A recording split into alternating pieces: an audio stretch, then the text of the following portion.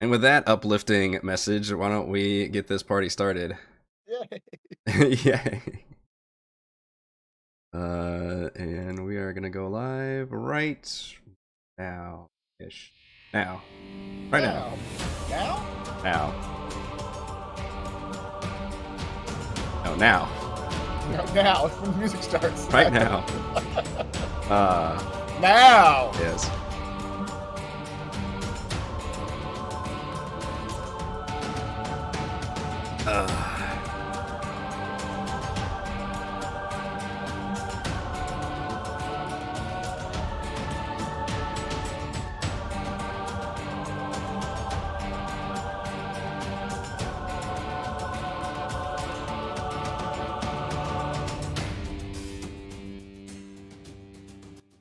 Hello, everyone, and thank you for your patience. Eric Watson here, freelance writer, player of games, writer of words, recorder of videos, and tabletop role-playing aficionado. Welcome to our sometimes late, but always still doing it, weekly live stream Dungeons & Dragons 5th edition online role-playing adventures.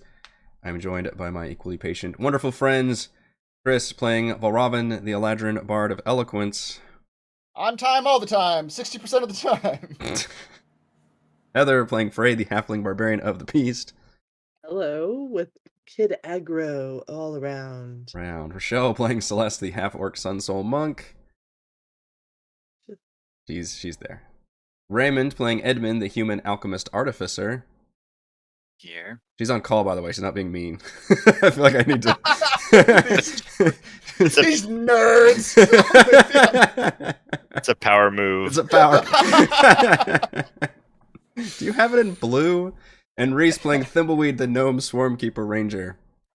How about them Cowboys? Oh my god. You know what? No, we're not going to talk about it. We stream our sessions live on YouTube every Friday evening. Watch all of our D&D sessions here on YouTube. Read weekly session recaps at roguewatson.com. Watch my behind the scenes, no players allowed live series crafting Icewind every Monday and Thursday. Head on over to our live post-session discussion Frostmaiden chat after our show tonight. You can also listen to all of these live D&D shows with the Rogue Watson podcast, available wherever you get your podcasts. Follow me on Twitter at Rogue Watson and join our official Discord server. Invite link in the description below. If you'd like to support the channel, please check out patreon.com/Rogue Watson. Patrons get exclusive access to private videos, custom 5e content, and participate in monthly DM roundtables. Join and unlock future stretch goals that include original adventures and private patron D&D games with me.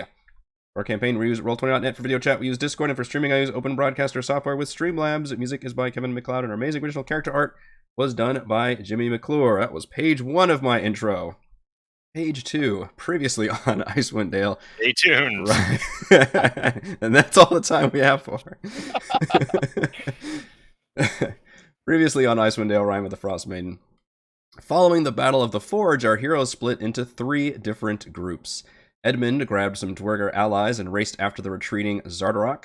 Celeste and Frey explored the nearby prison cells to search for potential allies, while Valravn and Thimbleweed hurried to the top floor to close the ice gate and slow down the escaping Chardolin dragon. Before Edmund got far, one of the duergar suggested they take the back way into the throne room, avoiding the guarded corridor and meeting up with Grandolpha on the command level.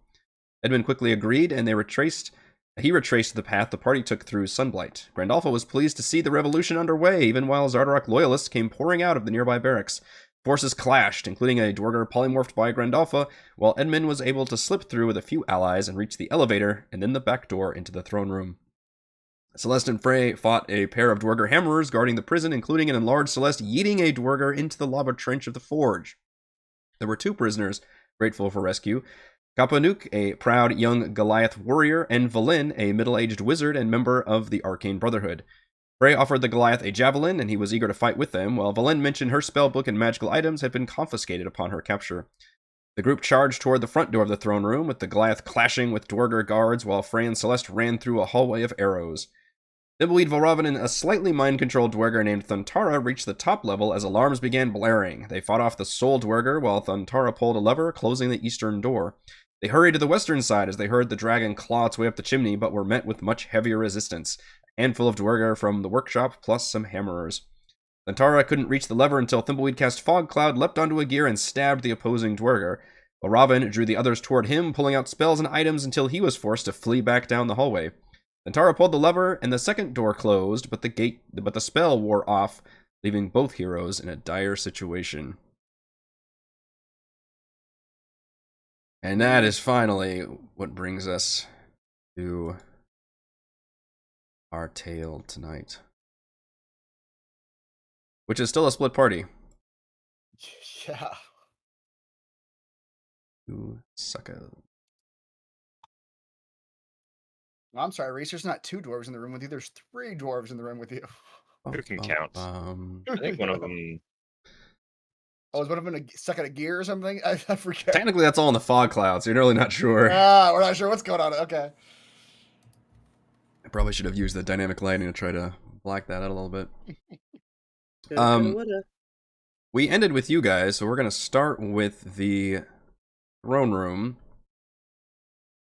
Thanks to a little narrative magic, we're going to have Frey and Celeste opening the door at the same time that Edmund and the duergar and his duergar allies are opening the door. So not Thorman, but Norman. Sure. I'll let you name them all. So most of you should be able to see in a moment when I open these doors, and I will paint the picture for you of what you see inside.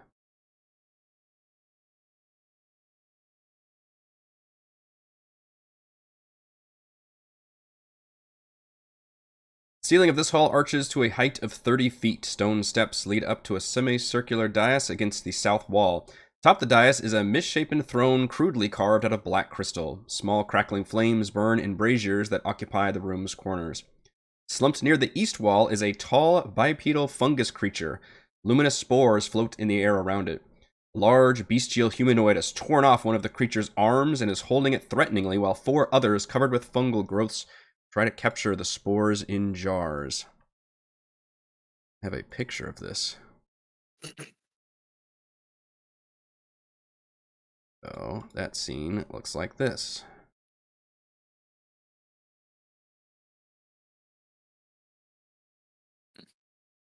I don't think tearing off its arm is a convincing way to yield more spores. That seems more like coercion versus convincing. As you enter the room, you recognize Nildar Sunblight, now minus a few fingers, standing near the empty throne. Looks like he's been overseeing this negotiations. And next to him is Xardarok Sunblight, visibly wounded, but now enlarged and still very imposing, and is in the middle of a heated conversation with his son. And Nildar says, "You see what your precious Chardolin has gotten you, father. Nearly killed by outsiders. My spore servants will destroy them." Xardarok roars back, "Your brother sullies the Sunblight name by consorting with outsiders. This ends now. Let me show you what the black ice can do." The enlarged duergar warlord reaches his gauntleted, it's made out of that black Chardolin, toward the throne, and purple energy crackles between them. Chunks of Chardolin begins breaking off of the throne and flying into the gauntlet like a magnet. Xardarok's eyes begin glowing as purple lines crack and glow along his armor and even on his flesh. Within a moment, the throne is little more than rubble. And Xardarok turns to all of you as your doors open with renewed life in his eyes. "This power is mine to wield, and you will submit."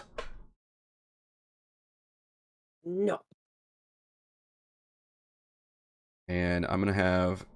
Before Yes. we open our doors, I have 2 jars of pacifying spores and 3 jars. Well, 2 jars of caustic spores. I want to disperse them, 1 each, to my my friends.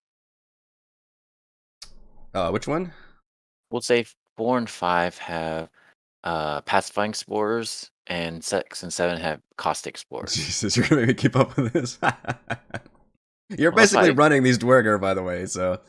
Yeah, that's fine. I'm just letting you know I gave them these little jars of spores before the door opened. Okay. Alright, you may continue. Okay, that's fine. They take that.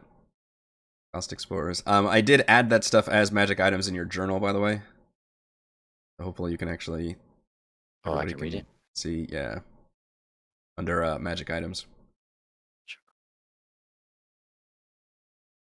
Oh, interesting.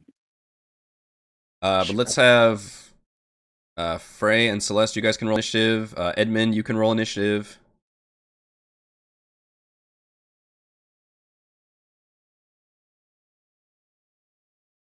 A whole bunch of shit in this room is rolling initiative.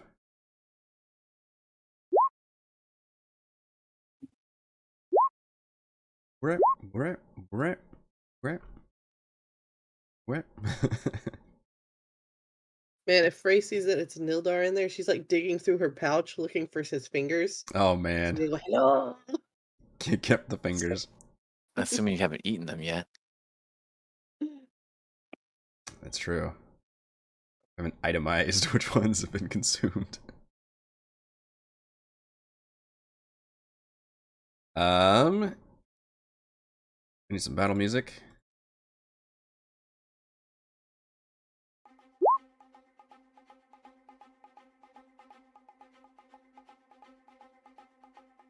Boy, there are some truly low initiative numbers on here. Truly, truly low. How many are less than 5? Like A lot. half. Yeah. Yeah.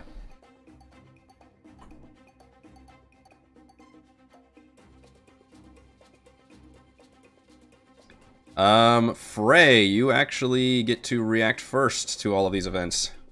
Yes, I do. There was one time I hit the initiative button going, initiative, don't let me down.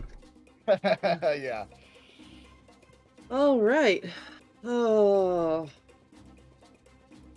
Do I blow my last rage in this room and hope we don't have to fight a dragon?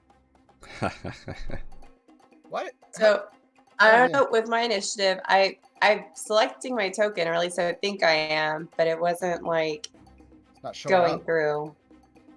But I rolled a 16. I don't know why. Okay, let's see if it'll let me do it.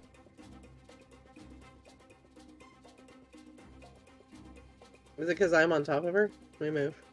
But yeah, I wonder if I was like, maybe I was not Okay. actually selecting my. Yeah, I got it. I'll update it. 16.16. And you both just busted down the door and are going to be the pretty much the first two to react to this. Well, all right. Well, I'm gonna have to throw my rage because otherwise I'm not gonna survive this room. Just gonna put that out there. You are running into low. a pretty busy room here. Yeah, too low on the hit point scale. All right. Yeah, I'll pop my last rage. Okay. What's the form of the beast? Get all up and happy. Let's see here.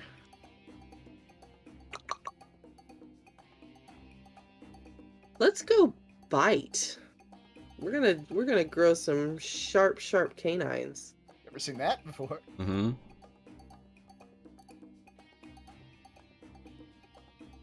Yeah. My mouth transforms into a bestial muzzle.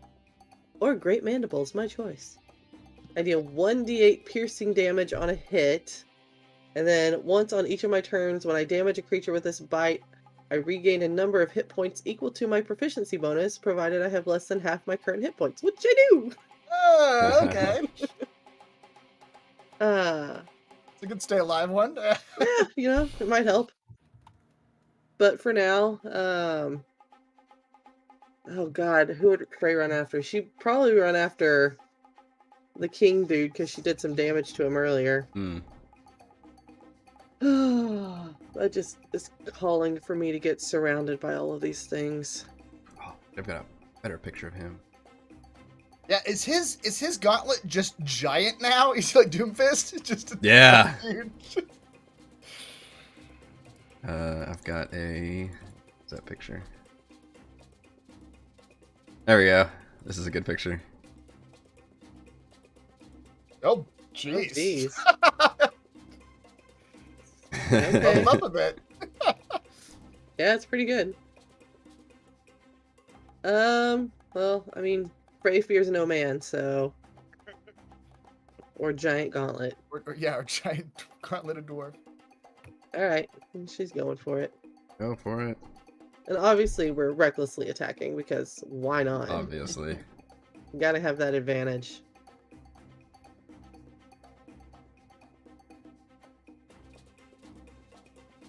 See? This is why we have to have the advantage, folks. Yeah, 20. That's it is hard to not take the. I think I'll take advantage with this kind of motion.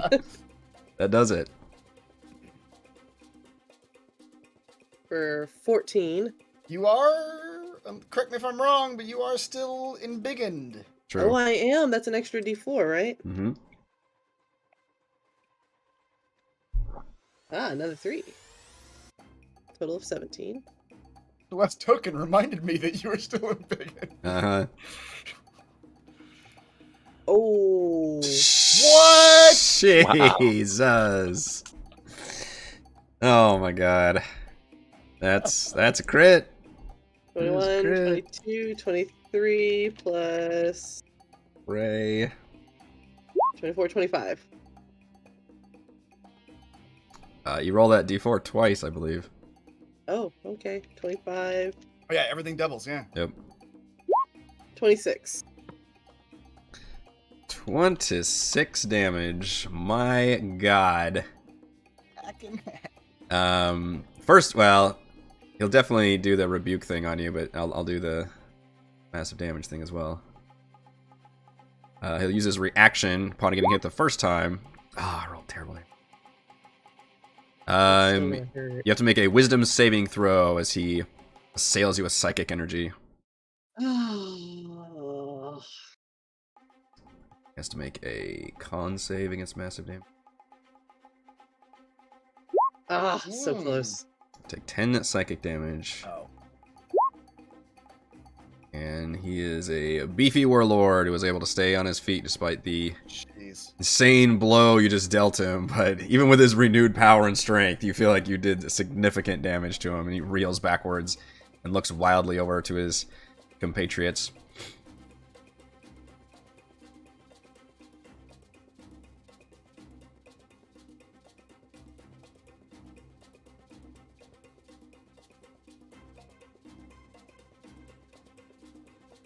That it for you?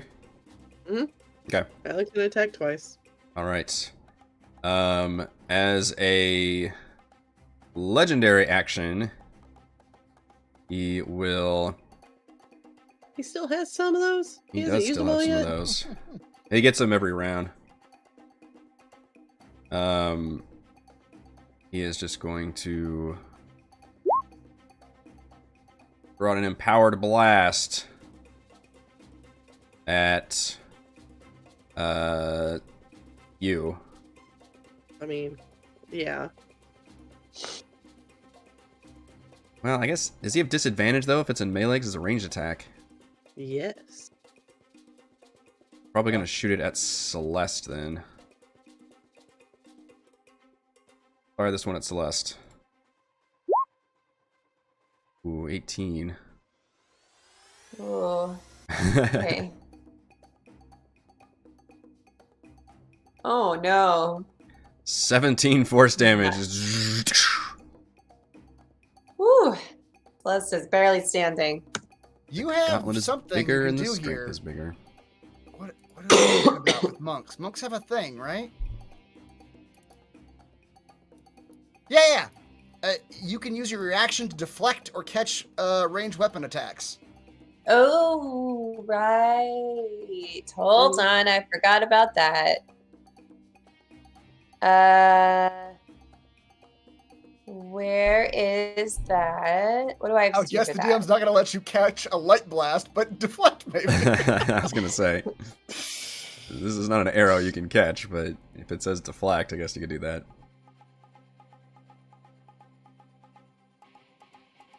I can deflect or catch a missile when I am hit by a ranged weapon.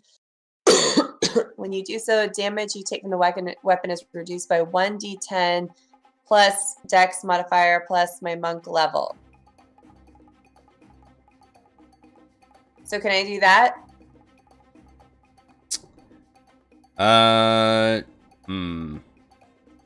I'll allow it. It's not a missile. It specifically says missile, but I have flavored it as force damage, so it's fine. I will say there's no way for you to actually do the thing it says where you can catch it and throw it back. That's definitely not going to happen. Okay, So you can use your... deflect. She can Shang-Chi it. Okay, Just so like that's a wave 4. the arrow Yeah, around her and yeah. send it back. A 4 plus Dex is 3 is 7 plus my monk level is 5 is 12. Wow. Sounds right. Does that sound right? That's what it says. All right, that's a lot better. Thanks, Chris. So it's only now I'm forgetting all the math. 17, so it's only 5 damage. And I'm knocked back 15 feet. Wait. You have it to make a says that strength. I have to make a strength Yep. saving throw. Okay. I forgot you recklessly Do I attacked, too. get advantage on that for being really big and being hard to push back? Oh, that's a good point. Enlarge gets advantage on strength stuff. I've still got a tab I up forgot. and large on it. Strength saving throws, yeah. All right, so I rolled 12 and a 10. So you are knocked Okay. backwards into the hallway a little bit. Into the arrow-stricken hallway. Into the Goliath, who's like knocked around, like, ah. Still stabbing duergars through the little arrow slits here. Alright, that was a legendary action for him, so now it's Celeste's turn. All right, so now I'll run back in here. Doesn't really matter how much movement it is, right? And Yeah, you probably do have I'll enough, yeah. attack.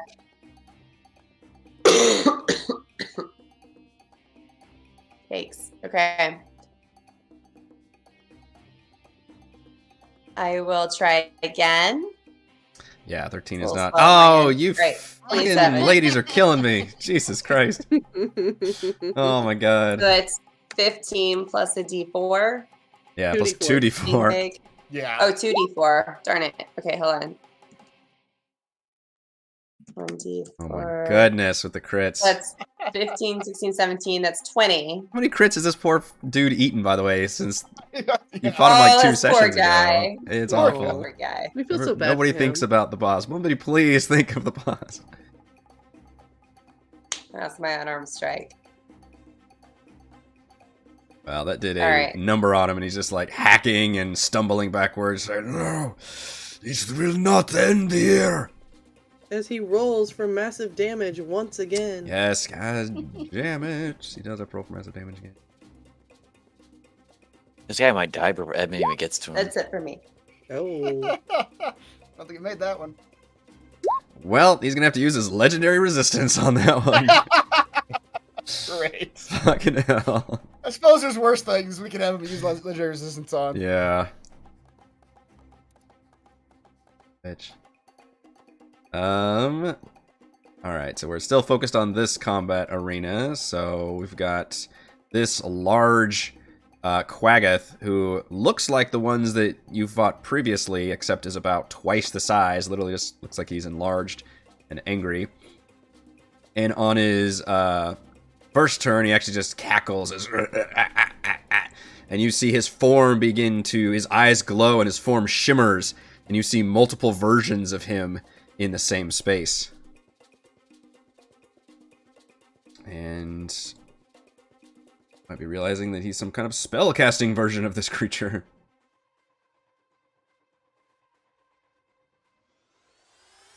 That's all he does on his turn. Mirror image. It's a good spell. That is a good spell. And then we've got these plant. So these are the little minion creatures, which had the jars that were collecting all these spores, now turn, and they have, you notice they have these fungal growths all over their bodies, and they're just pretty mindless. And begin shuffling towards the new threat. This one, yeah. 10, 15, 20. Comes up to Frey. Of course And it does. with advantage, Recklessly attack, attempts to claw you. That'll do it. Go, my heroic spore servant. Whatever. Go, my heroic spore servant. Woof. Whatever. 9 and 7. Alright, skip that one, skip that one. Another spore servant. This time it will shuffle its way, very zombie-like movements up to Celeste and attack with its claws. 17 hit Celeste. Yes. Excellent. Suddenly the dice are coming in my favor. Second attack, Oh my 20. goodness. Boy, Come Quaggas on. they couldn't do anything. couldn't do last anything session. last time. You know what? Those were regular Quaggas. These are the zombie spore servants. Right. For some reason, they're way more effective. And then we finally reach Edmund. And Edmund, I'm going to let you play this out like a warlord, where I'm going to have you control the duergar on your turn and basically command them what you want them to do. You can see that your father is almost dead. Hurting pretty bad. So, are all 4 of them going at once? I was just going to let them all have their initiative with yours, basically, just to make it easier. Oh, okay. So is it my turn right now? Yes, so you can command them in whatever order you wish. Oh, okay. Well, so number 4 and 5, I want you two to run in with your pacifying spores and throw them at my father. And 6 and 7, you don't have names quite yet. You have to earn a name. But, you know, don't hit the outsiders, but try to throw your caustic spores towards my brother. So the pacifying spores, you pretty much have to go and like open the jar. Melee, yeah, pretty much melee range. But they should be able to reach Xardarok from where they are. Fight. Yes, they can. Yeah. So I want both of them to just run up to Xardarok pretty much with their pacifying spores. Okay. And just dump it on him. They're like just kamikaze, just running in with a jar. Pretty much. And then 6 and 7 at the same time will run behind him and like lob from behind. All right, the, all right. Caustic spores towards whatever his name is, Xardarok or whatever his name is. Using the munitions. You like No, fumble his name. What's his face? Get the warlord. Get my brother. That's not my turn, so I can't go, right? Just duergar guys. No, this is all part of your turn. Yeah, you can choose where it's your initiative, and so it's just during your turn you can run all these duergar. So you skipped everybody else. I'm just looking at the turn order. I'm skipping people that aren't in this room. Oh, got you. Okay. And then I Wait, will. I got their own thing going. I got their own upstairs. thing over there. Yeah, don't worry, we'll get to them. So I'm gonna Yeah, we're good. stroll. I'm gonna stroll up too, and I can't tell which one the brother is. Which one is he? The smaller one that's in the That one? corner down here. Yeah, Mm, the one gotcha. missing some fingers. Okay. I can't see what his portrait looks like. Looks like just a white blob to me. On my turn, or I mean, for Edmund's action, he's gonna throw. Wow, it It's kind of looks like a white blob. It's all hair. It's okay. Yeah, it's just another duergar. But Hopefully take this out a couple of works. those fingers. But he going in order of what I've listed. Edmund will be last, and he's going to throw a ball of binding at brother. Okay. So let's go in order of all these Brother. events. The Xardarok has to make saves against the. Yep. So they're both spilling it on him. He has to make a DC 11 con saving throw. Okay, or so be basically has to stunned make for 1. 2 of those. That is not considered. I think we determined that was not actually poison. The advantage on that, because I think Chris tried to do that last time. Alright, so con save against that. We'll roll 2 of those. Succeeds against both of them. Okay. Sorry. I thought. Sorry. So that's the quagga, and then what is this thing back here? So That's that appears to be a large mushroom person who's had its arm ripped off and appears to be being like tortured or coerced or something. Well, I'm gonna have him It's a throw friendly. I don't have them throw the caustic spores. Let's have my brother have a taste of his own medicine. Throw it like right here between the king and the, because it's a 10-foot radius. Okay. I'm trying to hit everybody but the outsider. Okay. The outsider being Frey. Yes. Okay. So that is a So DC 11 deck saving throw, or take 1d6 acid damage at the start of each turn. all right, and they're both throwing one of those each, basically. Yep. All right, so Xardarok will make 2 deck saves, try to avoid that. Oh, he missed. Oh, he Ooh. failed. Wow. Yeah. I don't think it stacks, so he just basically failed against it. Nildar make dex. Well, that one, I believe, is that one listed as poison? It says it's a caustic spore. 1d6 acid damage. No, you're right. Yeah, acid damage. Okay, same thing there. Acid is not poison. I should have added some fine print on there. Yeah, there are a lot of RPG video games make a very clear distinction between acid and poison. All right, Nildar. Oh, yes. So Nildar fails as well, and then the enlarged Quaggoth. Not bothering changing these, but this is him. My dices. Alright, that one finally makes a save, but the 2 duergar are Number 3 get acided. hit too. How about number 3? Does he get hit too? Oh, sorry, the plant. Yes, I guess so. Yeah, because it's really not poison. Okay. They should be immune to the spores they can create, but all allowed for now. Alright, that one is also becomes acided. Alright, so 1d6 damage, and then it says that they can save at each end of its turn. Okay. Alright, and then I'm going to Acid chunk stuff. my Chardolin Band Binding, which I only have 4 left, I believe, because some hunks keep burning it off. It's right in front of you. Let's try to throw it at Nildar. Okay. Oh, yeah! Oh my god! Oh my Wow. god! You guys are coming in Good. hot. If it doesn't do any damage. That's true, but still, it just guarantees it was really cool when you like fucking flung that out with some extra mustard on it. Mm-hmm. Immediately Can we just circles say I around. threw it so hard it like knocks him over as well? It Yeah. Do you have to do massive damage on that, even though it doesn't do damage? it certainly captures him very effectively. It's a Master Ball. Yeah. Pokemon.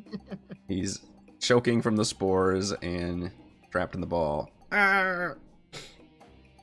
Xardarok yells. Feel the power of the Chardolin used Yeah. properly. Oh! You've turned! Stop him! They work with outsiders! You will follow your true warlord and leader! Xardarok screams this at the duergar allies who are chunking or opening jars of spores. Look how the weak coward can speak so, with such words when he's almost dying. He's choking on acid, nowhere to go, surrounded. Who would follow you any further? It is time to see this regime end and a new one begin. Roll a Rebellion.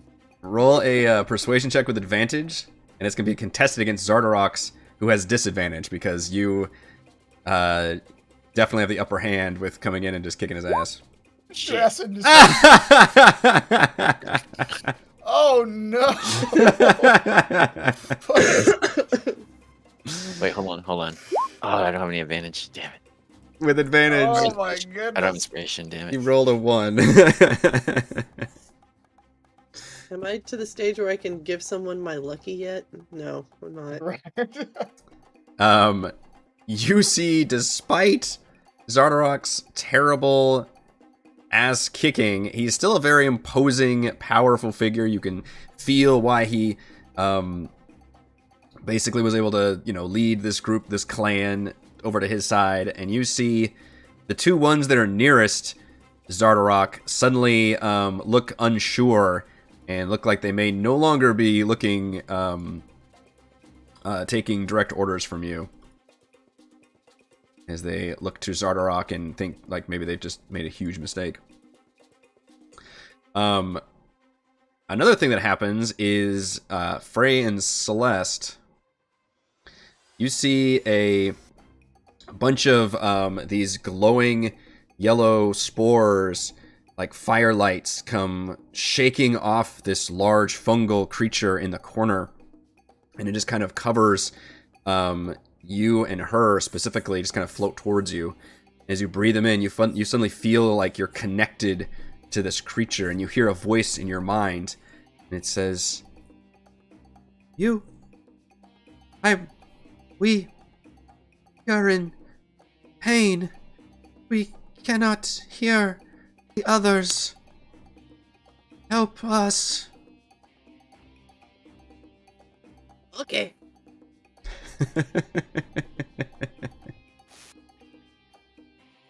Give a thumbs up. Like, hang on. Let me kill this guy, then I'll come help you. Just go hide in the corner.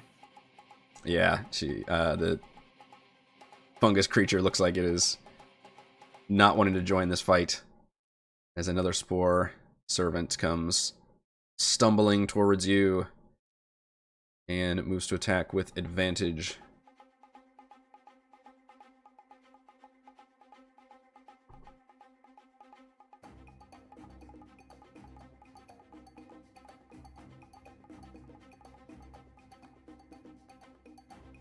$16.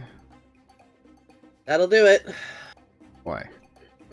Just barely, but it does. Oh, that's like a paper cut. 4. You can do better than that. I will try. I'm doing lots of paper cuts. Oh my goodness. Alright. Alright. How are you two doing? I feel like you guys are getting hit a lot. It doesn't look too good on my end. Not going well. That paper cut would have killed me. That's how I'm doing. Yeah. This one has to dash to basically get up to here, and that's as far, and that's all it can do. Nildar has to take damage from the acid, so Edmund, you can roll for that. And he's also stuck in a Chardolin ball, or I guess he's restrained. He's restrained. Okay. What is the restrained condition? For you? You can either make a DC 20 strength check to break the bonds. Disadvantage.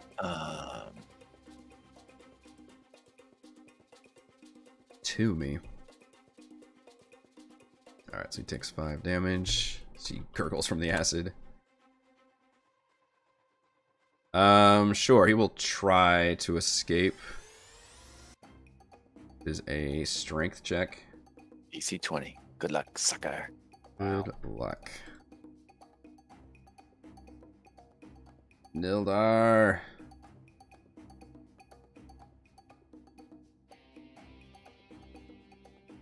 He's missing some fingers. He is. Alright, you see bracing against it, but not quite able to burst out of it.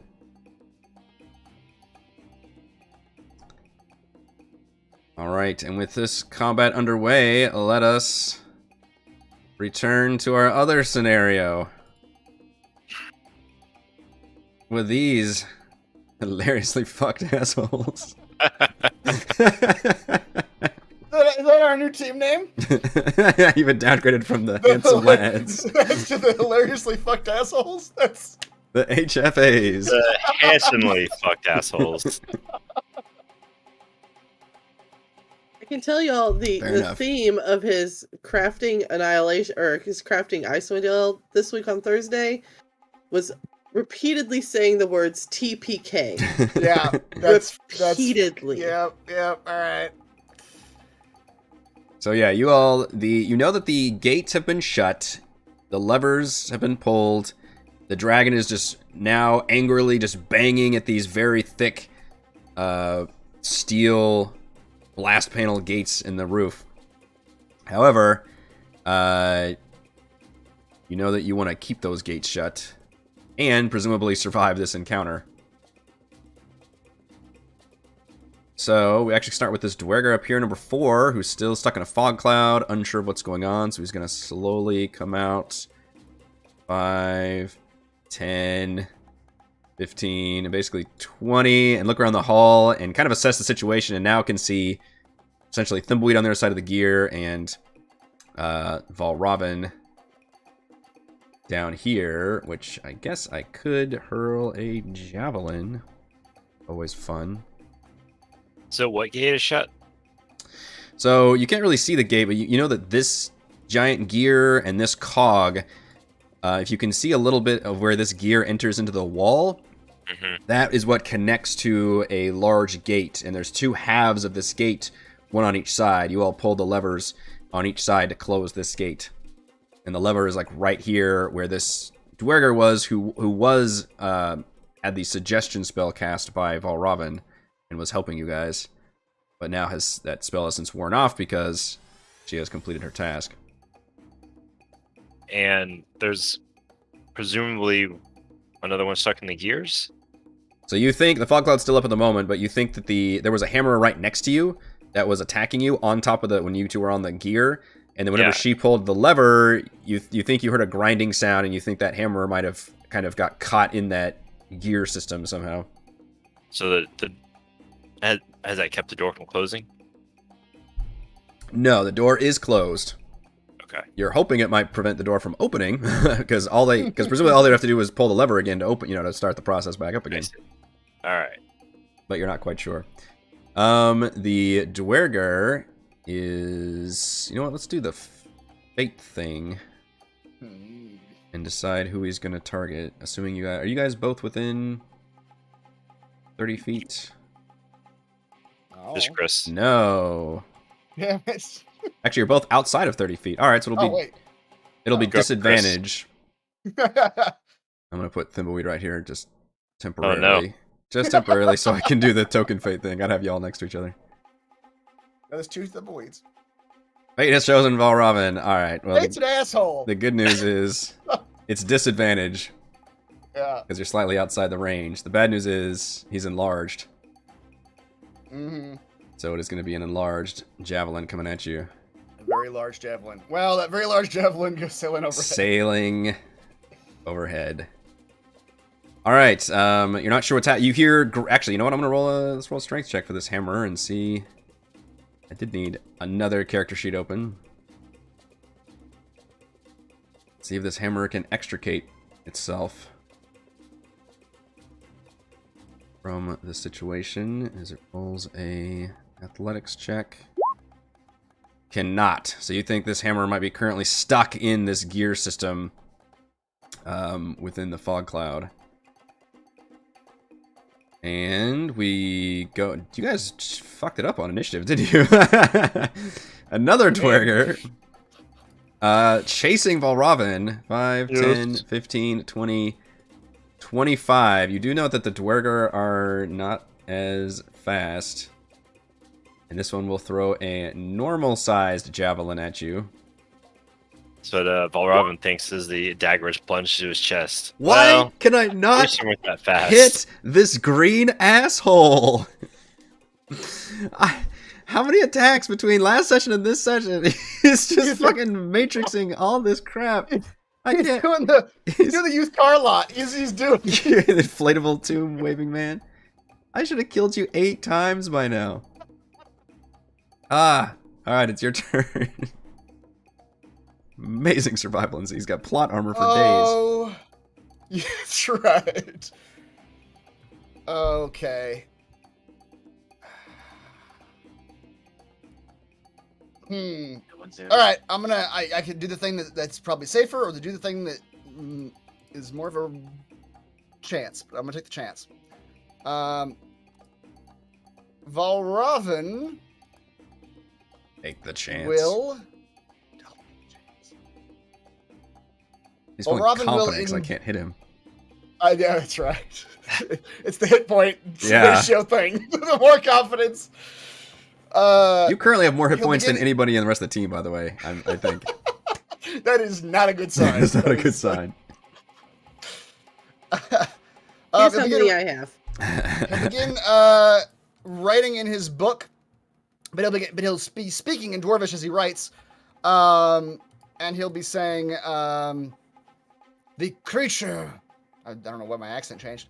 The creature encased in the metal armor, though it sought to destroy the green elf, suddenly became overcome with a thought that he must return to the room whence he came. He must, in fact, flee. And he is going to use the last of anything that he has got at all to... no, it's Fey Touched. Not Fey Ancestry. His Fey Touched command. Which is just command. Hmm. But he is going to ask the Hammerer to flee. Ask politely. Ask politely. A wisdom saving throw. That's right. Strangely, it does not get the duergar resilience. Oh, that's good. Yeah. And I think that its mechanized suit has left it not great. Wisdom saves. Ooh, what's your Well, DC? it's close, but 16. All right, it does fail. Okay. To follow for one So round. his turn? Okay, so his next turn he has to do that basically. That was actually not the right move then, actually, as I thought he had to move right now. Shit. Okay. Does it say it is as a reaction? No, it does. It says it spends its turn moving away from you as fast as possible. Yeah. I fucked that up. All right, well, that's fine. Alex, you still wanted to take off running? I still wanted to leave, yeah. That's fair. All right, well, I'm just going to take the attack of opportunity then. I'll give him disadvantage on the attack of opportunity because you did. As he's turning to flee? Yeah, you kind of bewitched him a little bit. Okay. All right, 5, 10, I don't know why I'm 15, fucking helping 20, you. You're not gonna get hit anyway. 25, 30.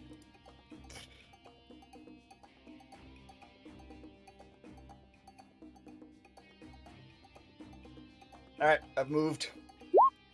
Yeah, see, I wouldn't have hit you anyway. That's true. Fuck off.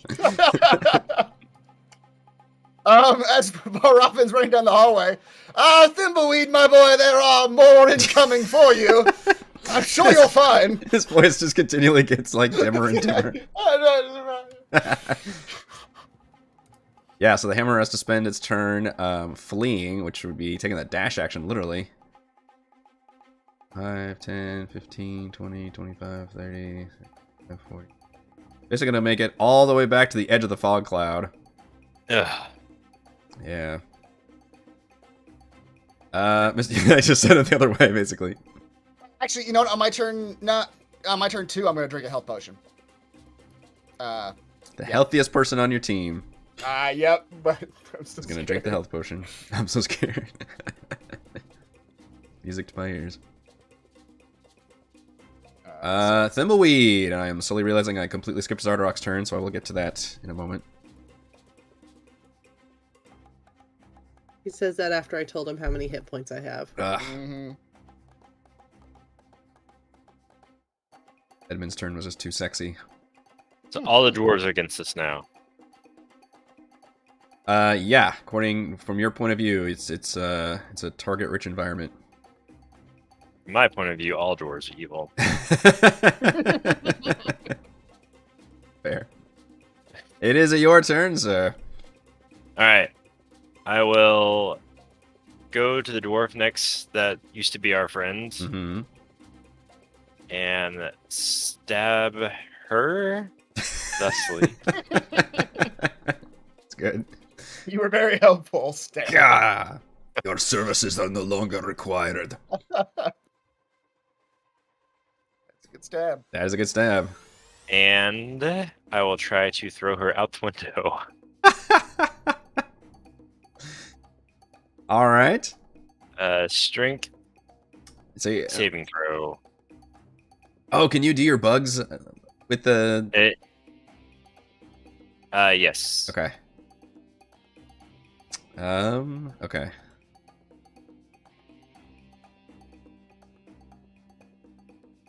As soon as I hit a creature with an attack.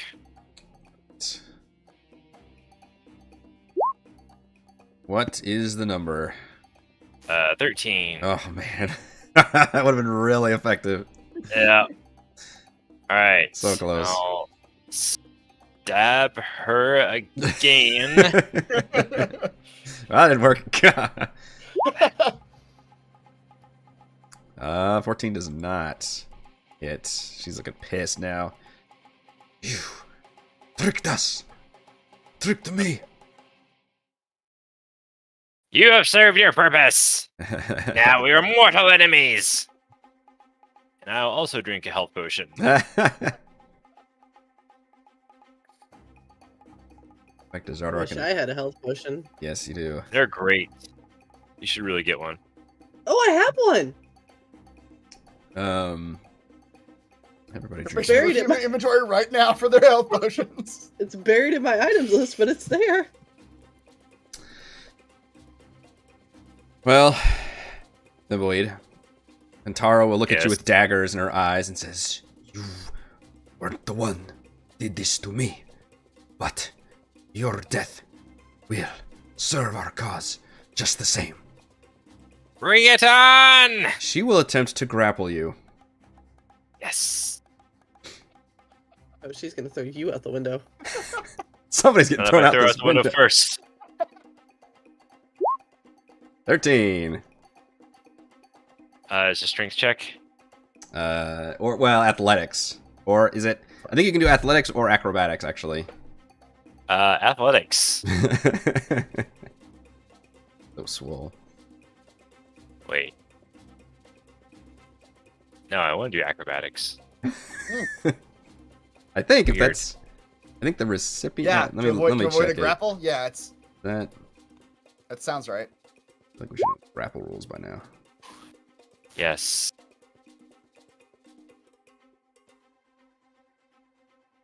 Aw. Yeah, Throw her grapple. out a window. Yeah, is athletics versus the target's athletics or acrobatics check. You are able to dance out of the way, and she curses at you and sputters, and you're both just at each other's throats now. We return to the other fight. However, I skipped Xardarok's turn. So on Xardarok's turn, Edmund, you get to roll for the acid. Which I think they do get to repeat that. Try to end it? Is it just Dex to end it? Yep, another DC 11. Okay, I need to roll that for Nildar too.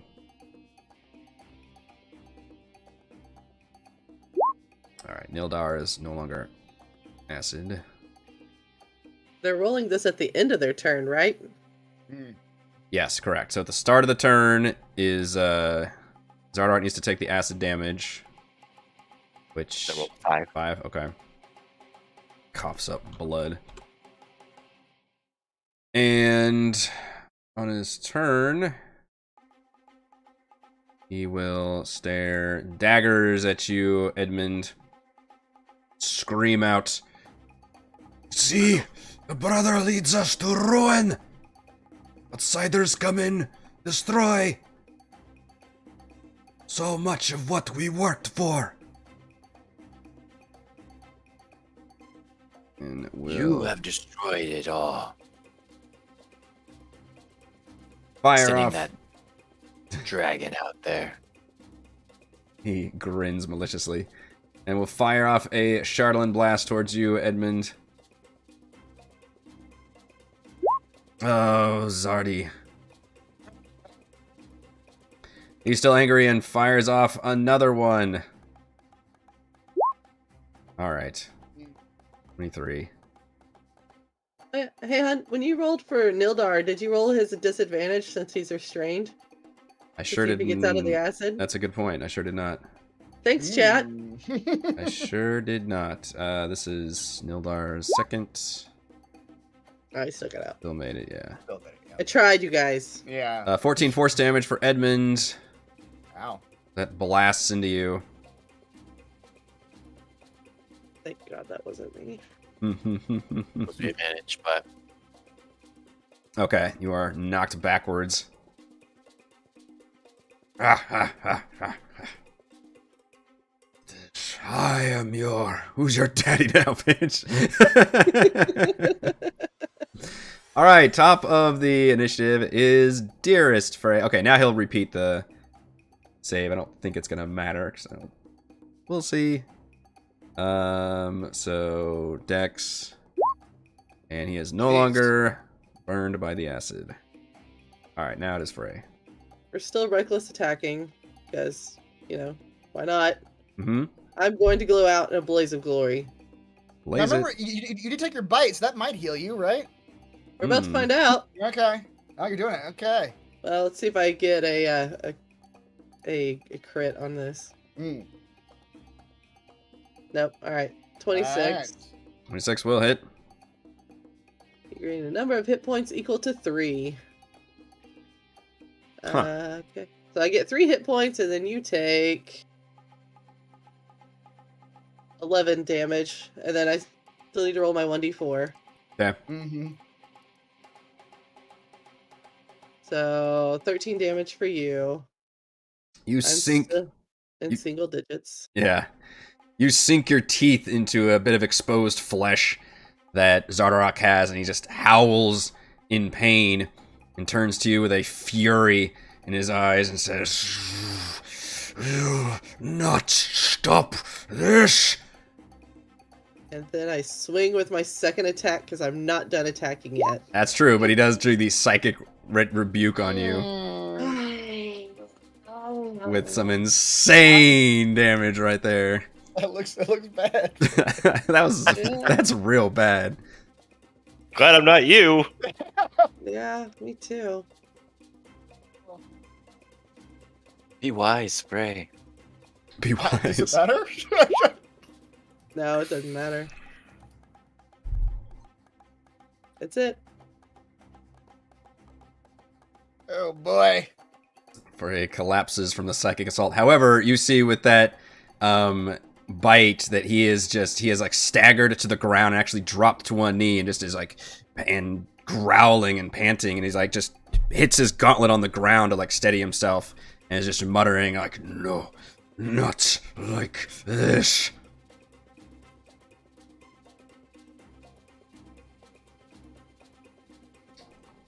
and we go to Celeste.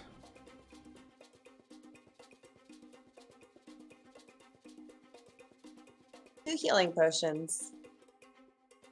So I'm gonna drink one of those, Both for me. which I don't know if I actually have this entered in anywhere. It's 2d4 What is plus it? 2. 2d4 plus 2. All right. You did I 1d4 rolled plus 1 2. d4. One more D4. That health potion was half off. Slightly spoiled. All right, so 8. So you see Xardarok is down, basically prone, kneel down. You see Frey has actually gone down against the psychic retribution, but he is just like near death. And Frey is surrounded by all those plant zombie monsters. Looks bad for her. I know, makes it a little too tricky for me to get in there. Just close the door. and Just out. Yeah, just close the door. It's real bad out there. That looks like it's not great in there. I'm about to become a plant zombie thing. It's fine. Right, yeah. It's organic. Okay, I'm gonna.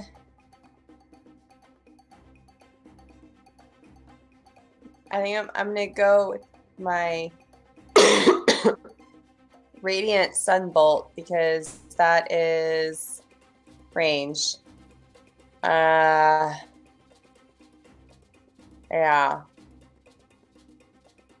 All right. I'm gonna shoot him with my radiant sunbolt, Okay. with my bleach through my room.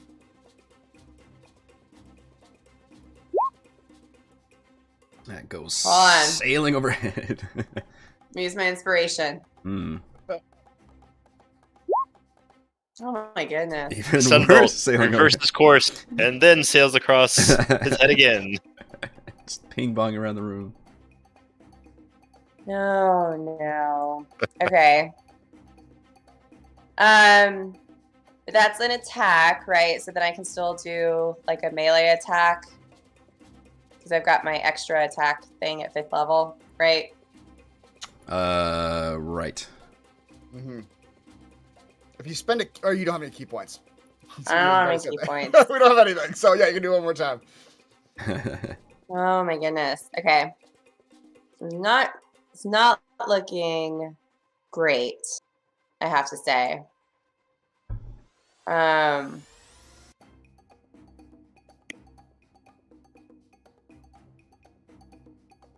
Okay, so can I drink my other health potion? I Can I do believe 2 that takes in a an turn? action, I think. That would if you try to be take like 2. okay. Um,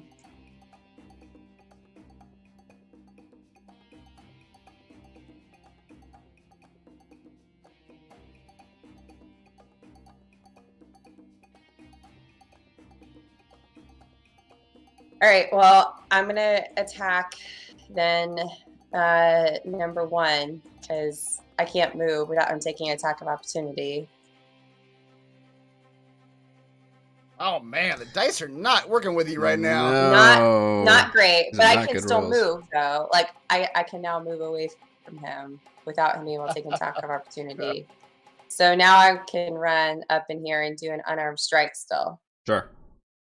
Just come tromping it and tung, tung, tung, tung, Right, Celeste. crashing over everything. It's been going great so far. Might as well. My goodness, Good God. your dice are killing you. Not rolled above an 8. That is a string of misses. It all looked like fanciness when you were like shooting off beams and racing around and jumping, but none of it connected. Oh my goodness. Okay, well then I'm gonna, I don't know, try to run away. Don't look at me. Psych. Psych, psych, psych, psych, psych. run past Frey again. Ooh, still looks bad. You should get that checked out. Bye. See everyone later. Oh my goodness. Okay. Sorry. Sorry, Bray.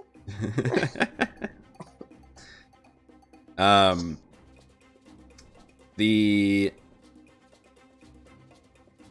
big one will Rob come racing past Frey and just launches itself into these duergar, basically.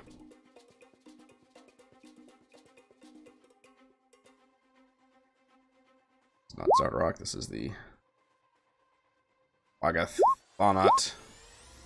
One of those hits kind of rakes the back of one of them. Which one is he hitting? Number 6? Yes. Sees the other two are kind of still unsure, and they've kind of lowered their weapons, at least for the moment. Got to roll the enlarged damage, but...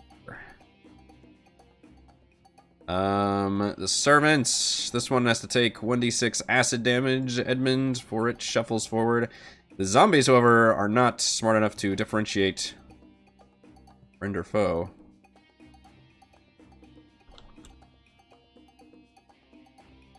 Or damage. Yeah, it takes it. And... Claws at Duergar.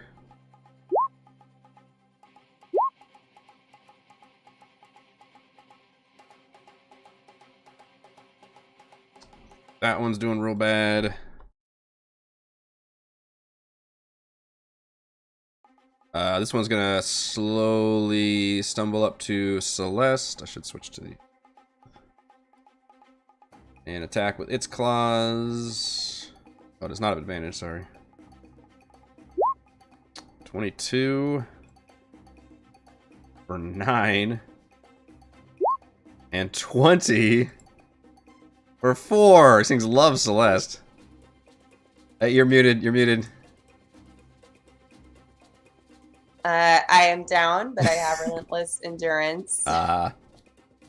So, what does that mean? I dropped to 1 hit point. Mm-hmm. Cool. It's going real well. Yeah. So great. Edmund. You see the fray has gone down. Celeste has retreated into the corridor, not looking good.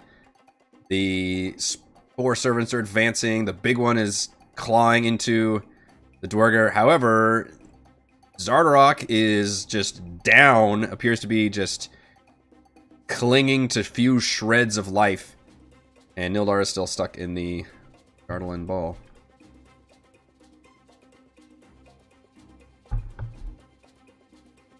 When I got knocked backwards, did I get knocked prone or I'm still standing? I think you're still standing. Okay. Yeah, I didn't say anything about being prone. Yeah.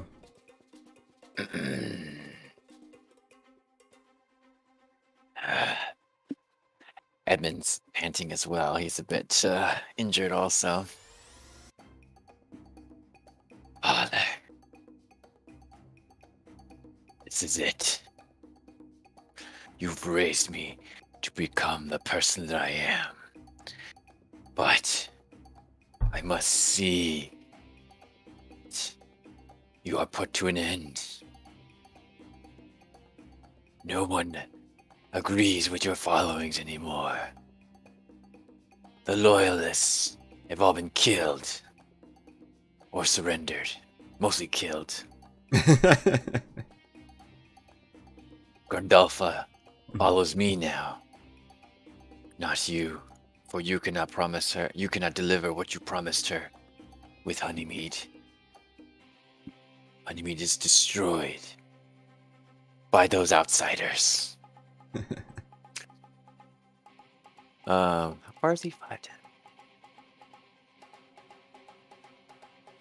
And he just lashes out with his thorn whip. Oh man. I'll give you advantage. One more. Your speech. Oh man. Oh my god. The rolls. Why are they doing this? That's crazy. Come on. You How do am I have- supposed to tell a story. You do have some duergar friends.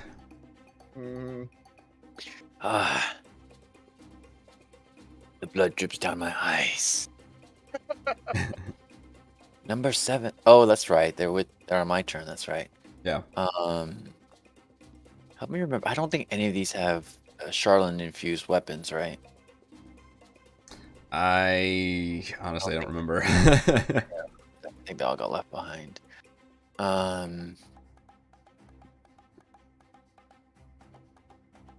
number 4 and number 5 out of my control now. For the moment, yeah, they're not taking up arms against you, but they're still like thinking about what their best moves are. Although now they're just being attacked along with everything else. Number 7. See to it that my father dies, and you will have a truly high position. A name? A name. Best name. Best name. A title in my court. Do what you can. For Prince Darth.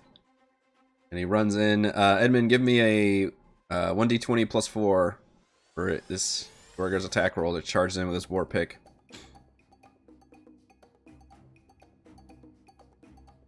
Damn it. Number 6. You are the one. You have a chance to change duergar history. You are the chosen one. Everything I just said now applies to you. I'm not gonna bother to say it all again. Take the attack of opportunity, but do what you can. Yes, Prince Turn. It looks less excited about taking the attack of opportunity. Which is going to hurt bad. Oh no. Yes, Prince. As the giant Quaggoth like rakes his face, but with blood smearing his face, he rushes forward. Give me another D20 plus. Oh my god! Well, no, he's No. dying. Missing lights.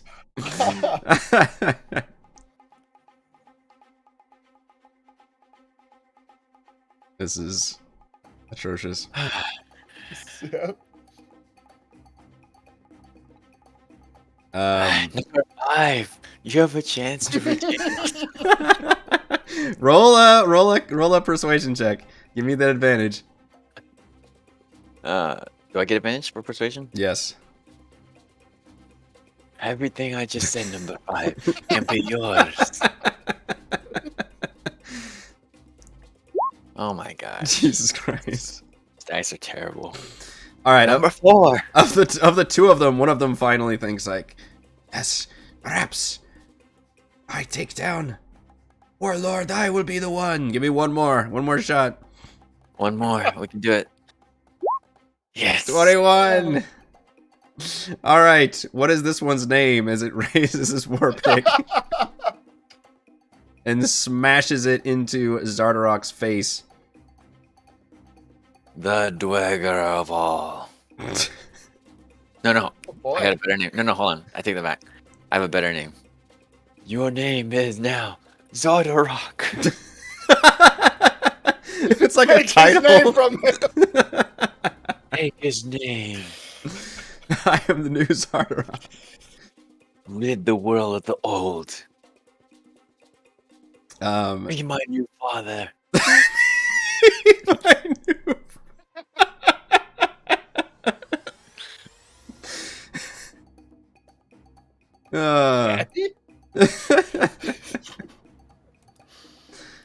I expect you to be cold and distant starting now.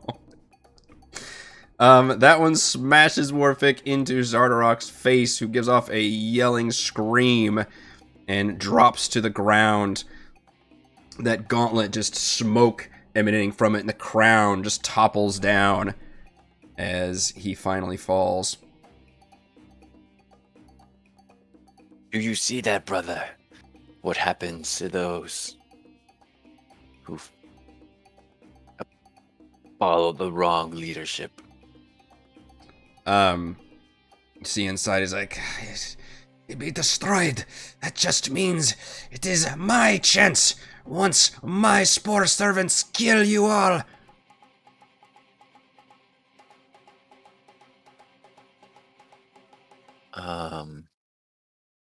As a bonus action, I would like to make the ground shift and attempt to push him 5 feet to the northeast.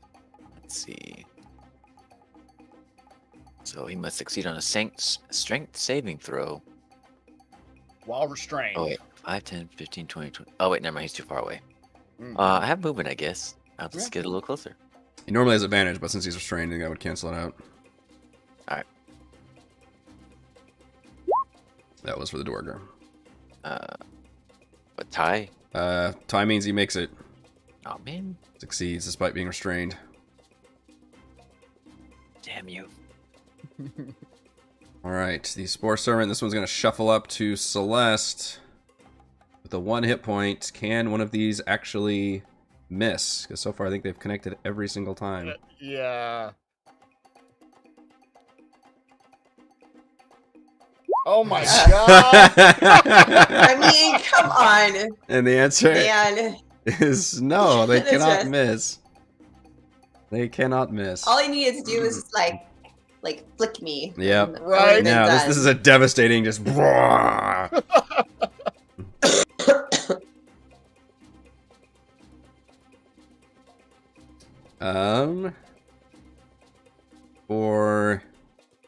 Slides down over Xardarok's body, attempts to attack a duergar. Jeez, these things. Oh my goodness. And kills one of them. Oh boy. Kills number 4. This was one of the on the fence guys. Yeah, it was an on the fence guy. Wait, either 4 or 5 was the one that killed him. 5 was the one that killed him. That 4 just got killed by a Spore Servant. 5 is now Xardarok. It's like it's Air Force One. Like you are now Xardarok. You're now the Xardarok. You're now the Xardarok. Or 6, number 7, you had your chance. Mm-hmm. Nildar starts still screaming about trying to escape and tries to roll another strength check and fails. And things are looking real fucking dicey for Team Throne. Although you have taken out the big boss. Meanwhile, up approximately 200 feet up. Suddenly our problems don't look so bad. Suddenly your problems don't look so bad. Yeah, well, Robin's looking pretty far. This one walks over towards Thimbleweed and starts barking out orders. The dragon is trapped. We need to free it. And will hurl an enlarged javelin at Thimbleweed. Oh my god. Just going to hit for 10 piercing damage. Ooh. There goes that healing potion, and then some. Hammer will attempt to extricate itself from the gears. And you hear some whirring motions. Oh, there goes the dragon. Well, it's not opening the levers over here by Thantara. hmm But you feel like it has escaped its position. That was its action, but you can see it gets right up to you, Thimbleweed, in response. And this duergar is still chasing after Valravn. 5, 10, 15, 20, 25. Tries to throw a goddamn javelin. This is the opposite of Celeste, where I cannot hit Valravn. Normal-sized javelin. Oh, You haven't rolled less than a 20 in shit. like 10 turns, so there Yeah. you go. It keeps coming. For 3. Alright. You're fine. Rolled minimum damage. Then it's Valravn's turn.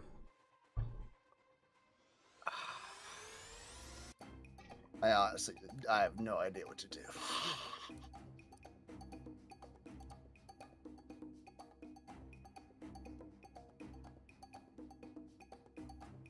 Robin is at this point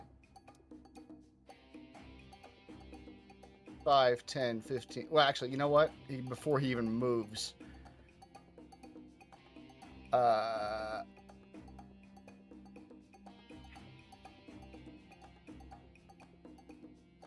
No, they got advantage on the spell. So he's just going to take his light crossbow out and just, from 10 feet away, just point it at this dwarf and take a shot. Oh! Alright. As much as the dice have helped me, you guys have gotten 3 crits tonight so far. Yeah. For 5 damage. Yeah, most importantly, that might be a massive damage. We'll see. Oh, yeah, let's see what that Been does. pretty good at those rolls so far. Let's see. Duergar Con is a fail. So you get to roll on the massive damage table. Can you roll that, or do I have to roll that? Do you have that option? I do have that. Yeah, I've got that at the bottom here. Roll me some massive damage. Target can't take reactions till the end of their next turn. Okay. 10, 15, 20, 30. Oh, goodness.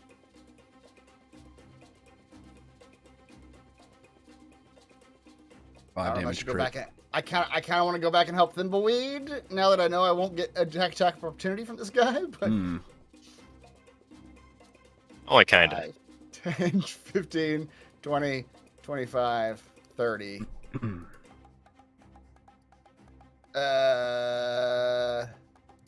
Okay, yeah, that's what I'll do. I don't have any bonus actions to do at this point. There. Actually, I'll go right here. Hopefully that big guy doesn't see me coming. Yeah. The hammers... Well, this hammer is going to have to take the long way around because it's not going over the gear.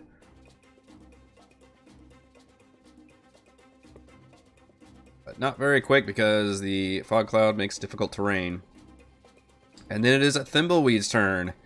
So the gate is currently closed. Your main concern is the fact that, presumably on Thuntara's turn, if she's alive, she'll just flip the lever and open it. Right.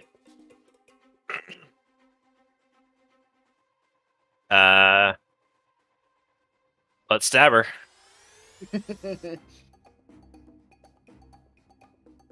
Okay, Try. Oh my god. let's try again. Or does extra attack work if you miss? It does. Mhm. Feel bad if it didn't. Heyo! Our fourth crit of the night. Okay. Yikes. For 12 damage. I think I can reroll that one. Oh. Oh, right. Pierce, yeah. Yes. Roll. For 16. Alright. With that crit, you actually stab her good and right in the head. Then I use my insects to throw out of the building. Throw the body. Just shoot. Yeah. My mortal enemy vanquished. You're not sure the hammers have the intelligence or the sense of mind to operate the lever, but you do have a feeling they know how to operate killing you. My face. Alright, Operate your face with their claws. But yeah, there's a way out Right. outside if you want to jump 200 feet. Yep. There's an elevator in this fog cloud. And... Oh, there's an elevator on the other side, which is somewhere in the hallway where Valravn is. Asked him. I have to run through that one guy though. Yeah. Mm-hmm. Can I make it to the elevator? Yes. You scoot Okay. around that guy, could you be in the fog cloud whenever the attack of opportunity happens? I don't know. I mean, I don't think so. I'd be right next to it. I'd probably give him disadvantage. Okay. All right. I'll shimmy around him, leap into the fog cloud here. Can't catch me! Mm-hmm. Oh, Got okay. it. All right. I'll dissipate the fog cloud and jump into the elevator. Okay. Fate smiles upon you. I was gonna have you roll to see where the elevator is, but I'm gonna have it that the elevator is right now at this moment, happens to be at this level, and looks like it's gonna be going Yes. down. The pity vader. Exactly what it is. Thank God. Has to be here. Let's see. Thuntara is dead. I think that's actually it for everything up here. We go back down to the throne room with Frey. Give me a death save. I don't want to. You can't make me. Look, the plants can't hurt you anymore. It's okay.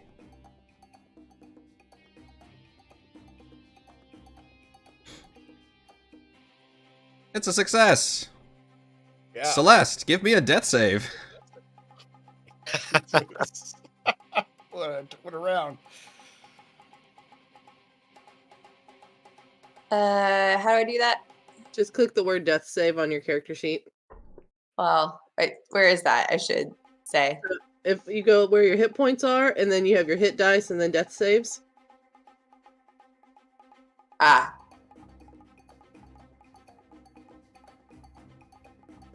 You didn't say whether that was success or failure, but I think that's a success, right? You need a 10 or higher, I believe. Yeah, Yeah. 10 or I higher. think so. Okay.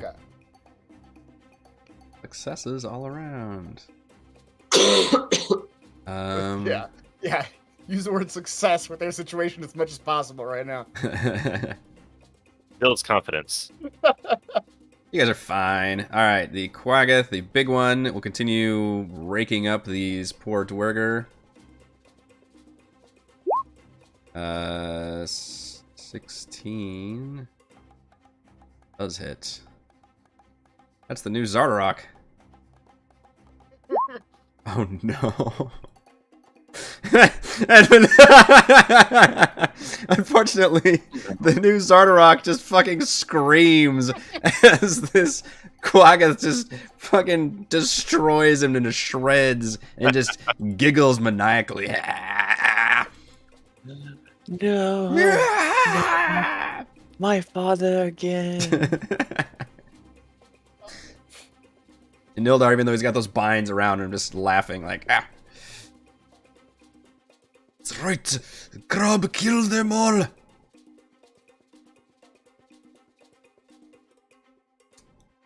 Zombie will advance and attack with its claws. All your red shirts are going down. That one's actually gonna miss. Miss. Yeah.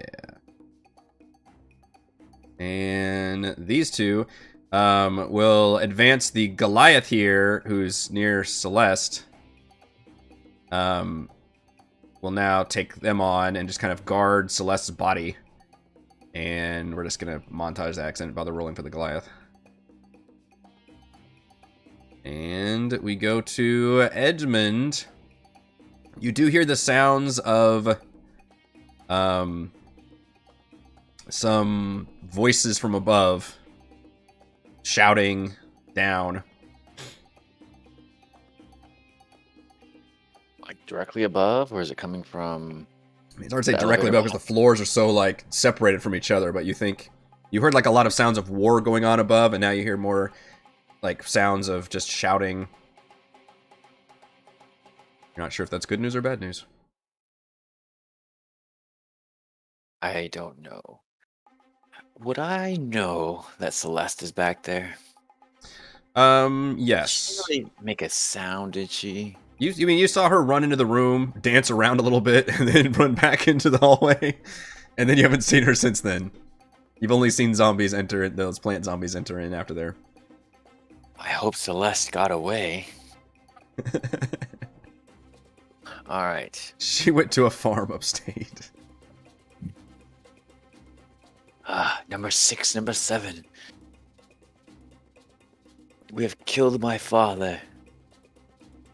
Nildar is restrained. He is not breaking out of those bonds.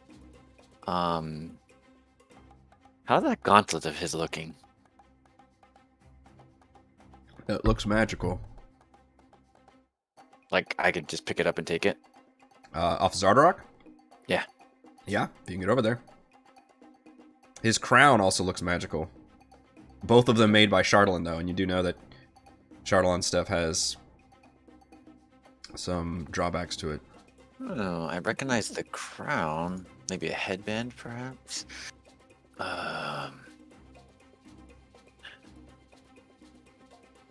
Number 6, number 7.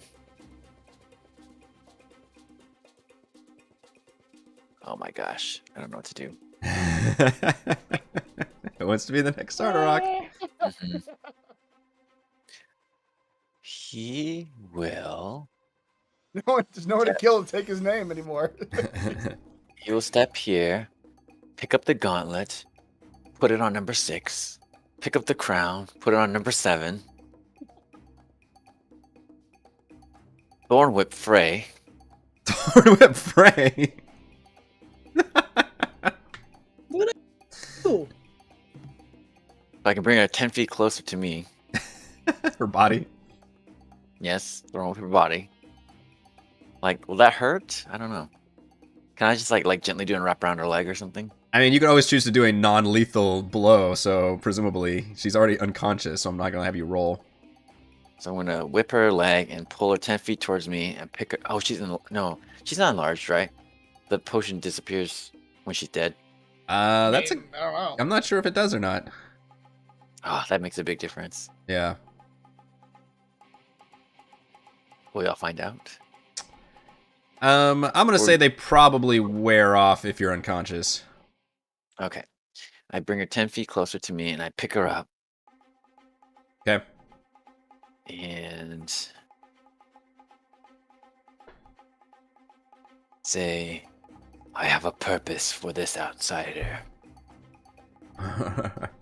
And Edmund, you see those spores, those glowing spores I mentioned earlier that were on Frey and Celeste now entering your body, and you see this large fungus creature now lock eyes with you. It says, "Are you here to help us?"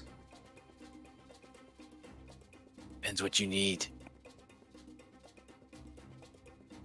We need to return home. Well, you know, your captor is free or imprisoned, so you are free to go home as you like. All right, number 7. Attack these zombies. Well, Let's make number 6 attack number 3. okay, you say I send him to attack. The Myconid continues to try to talk to you and says, "You will let us go." Yeah, I'm not holding you. You're free to go. Your captor is here in chains. You can, poison him first if you'd like. We do not wish to harm anyone. Okay, well, this fortress will be vacant pretty soon, so you do as you want. Okay. Yes, the duergar, the two of them mount a comeback and fight against the Spore Servant. I'm going to montage that because you see the large fungal creature stand and shuffle slowly up here, and it puts its hands on, or actually it lifts its hands up and its head up, and you see these spores rapidly, different colored spores, pour out of the top of it, and they seem to fall on the plant creatures specifically, and they all turn to mindless attention towards the Myconid and just turn towards and walk towards it. It says, we can divert them away to help.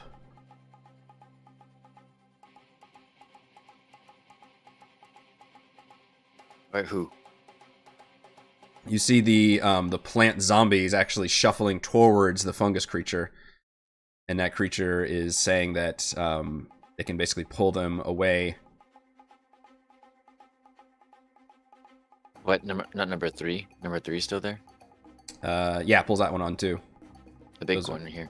The big one, no. The big one is not a fungus creature. The big one is a normal, regular, thinking version of those creatures, bigger and a spellcaster. But the other ones were just like plant zombies.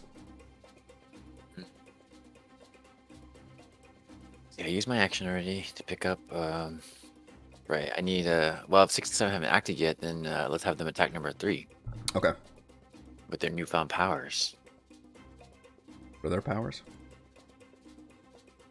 Newfound powers? Powers of persuasion?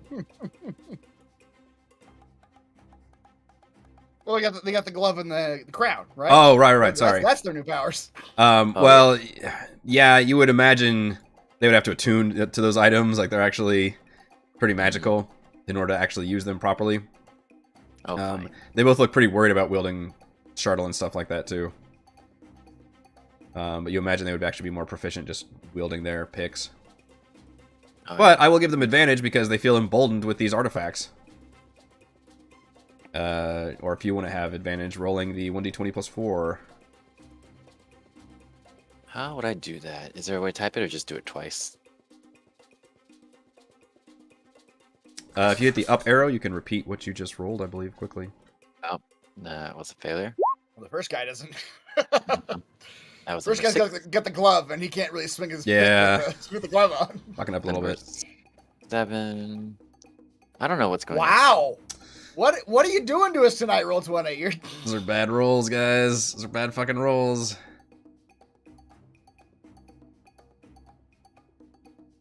Yep, swings and misses all around. So essentially, the sports servant's been called off. Nildar is apoplectic in his Chardolin ball and just screaming, No! No! The spore servants are mine! I am the true leader now of Clan Sunblight.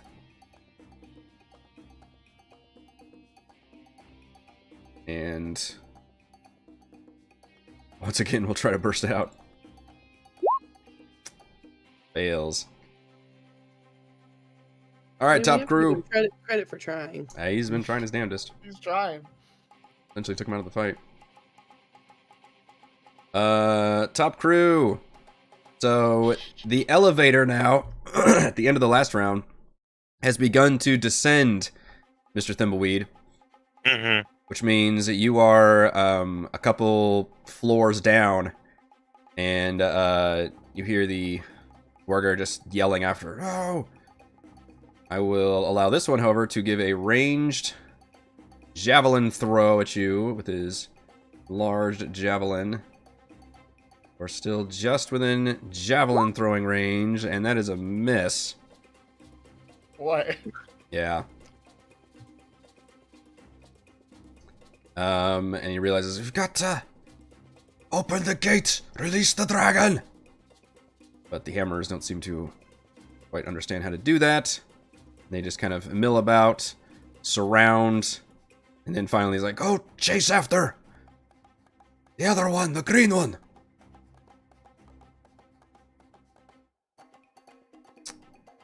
which, let's see. Actually, this duergar is right up to Paul Robin. Make a normal war pick attack. Oh, yeah. Alright. I made the wrong choice last turn. Not with advantage, and still can hit you anyway. Alright. Alright, your turn.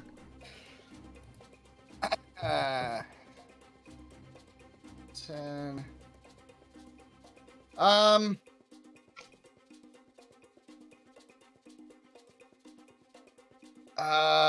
Oof. 5, 10. I'm just gonna take the attack of opportunity, actually. 5, 10, 15, 20, All right. 25, 30. Any hit with this one? Oh my Nope. god. Insanity. And as Valravn is running away, which, by the way, I did want to explain my actions. He presumably he heard the other dwarf yelling down there about Thimbleweed descending the elevator, Yeah. and then go chase after the green one. So now Valravn has decided not to go into that room and help Thimbleweed anymore. Now he's running the opposite direction. Who are you trying to convince here? I mean, whoever will listen. Not Thimbleweed. Thimbleweed's gone. Thimbleweed's gone. As he runs, he will take a crossbow shot ineffectively Mm-hmm. at the dwarf. Alright. Alright, Thimbleweed, you are riding the elevator down. Basically on your turn. If there's anything you want to do that you could presumably still range attack upward and hit the enlarged will. duergar since he was leaned over firing a javelin at you. So we assume that large duergar is intelligent enough to pull that lever. That's what you're afraid of, yeah. All right. I'm going to shoot a fog cloud up there. Hmm. Try to conceal that whole room. Hey, you could always use the bugs to pull him down the elevator on top of you. That would prevent him from pulling the lever, but That's a really good idea. You can see him from up there, just kind of like, Yeah. that'd be interesting. The odds of it happening. I'll just fog cloud the area. okay. All right. Here he is, blanketed in the fog clouds. Gonna make it a bit tricky to navigate. And then I'll try the elevator down. All right. We return to the throne room with our unconscious ladies. Frey, give me that death save. Another success. Celeste, give me a death save. That is a fail. Starting to get interesting now. I think the only... Well, I guess you have Nildar in the ball, and you've got the big Quaggoth, which has not been touched yet. I said, oh, damn. He's Yeah. touched. Not been touched. Not like to be touched. And in his enlarged state, he will continue to try and destroy. That's a miss. And that's a miss. Okay. Is not able to do much. Four servants are basically out of it, being called by the Myconid. So we go down to Edmund.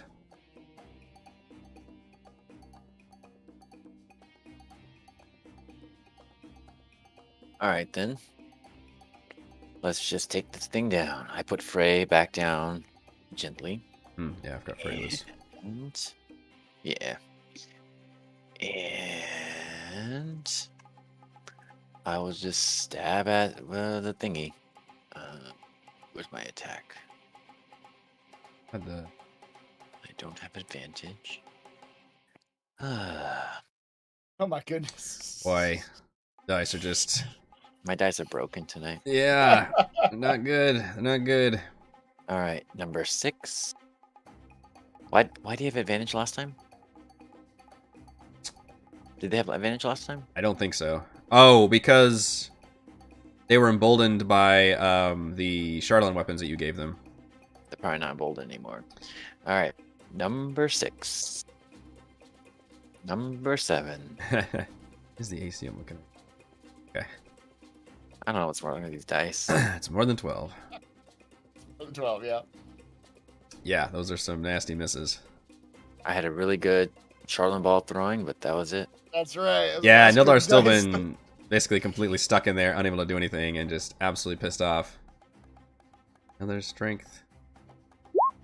One of these he's got to be able to make it, right? Jeez. Oh, 20 is going to be pretty bad. You do see He's the... gotta roll an 18. Yeah, the Goliath I finally officially entered as a combatant in this fight. One of you unconscious folks can possibly run him. Back to... It's going pretty rapidly now. Fewer combatants, yeah. It's getting a little more interesting now because now there's a fog cloud up here. So these three basically just spend their turn trying to mill around in the fog cloud. Thimbleweed continues to descend, and at this point, Thimbleweed, you reach the command level, level 2, and as you go down, you see several duergar, including what looks like an older woman who's dressed in like spellcasting garb and has kind of a scowl on her face, and next to her is like this large battle cat. And you don't know the context behind any of this. But you see them all like waiting for the elevator, and then you're just on it as it's going down and reaches that floor. What is your response? So with the guys above me milling around, is there an open elevator shaft Yes. they can mill around into? Yes. If they were stupid enough to fall into the elevator shaft, I suppose. Okay. Just curious. Yeah. Alright, as I see heroes, who the hell are you? Do you speak either Dwarvish or Undercommon? I speak Dwarvish. Okay. You can say that in Dwarvish. And she responds and she kind of like does this little weird curd thing and kind of spits and says, "Are you with one of Prince Dirth's uncouth mercenaries then?" Who is Prince Dirth? This is going well. She just mutters, "That I don't know what you are doing here, but you better get out of our way. She has like a small army behind her. They look like they've been in a battle just recently. Yeah. Well, I don't know who you are, but you better get out of my way. We're here to stop certain dragons from doing their dragon thing. And we're quite successful. Well, that's great to hear. All right, shove in there. And she just kind of points to some of her duergar who Wait just, a second. just crowded next to you. Am I being captured? Depends. Are you with us or against us? I still don't know who you are. My name is Grandalfa Mutzgert, and this is the Revolution. I've always wanted to be a part of a revolution. Fine. There are too many people in this elevator, though. Yes, it's very uncomfortable. Hey, starting to sweat. Yeah. I get very greasy when I start sweating. It stays there for a moment.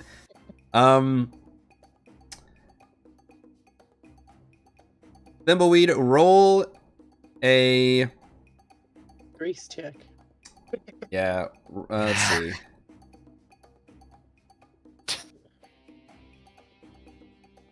Roll a 1d20 with a -2 modifier.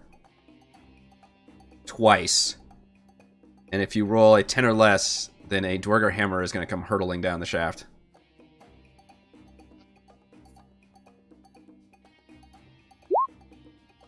There's one.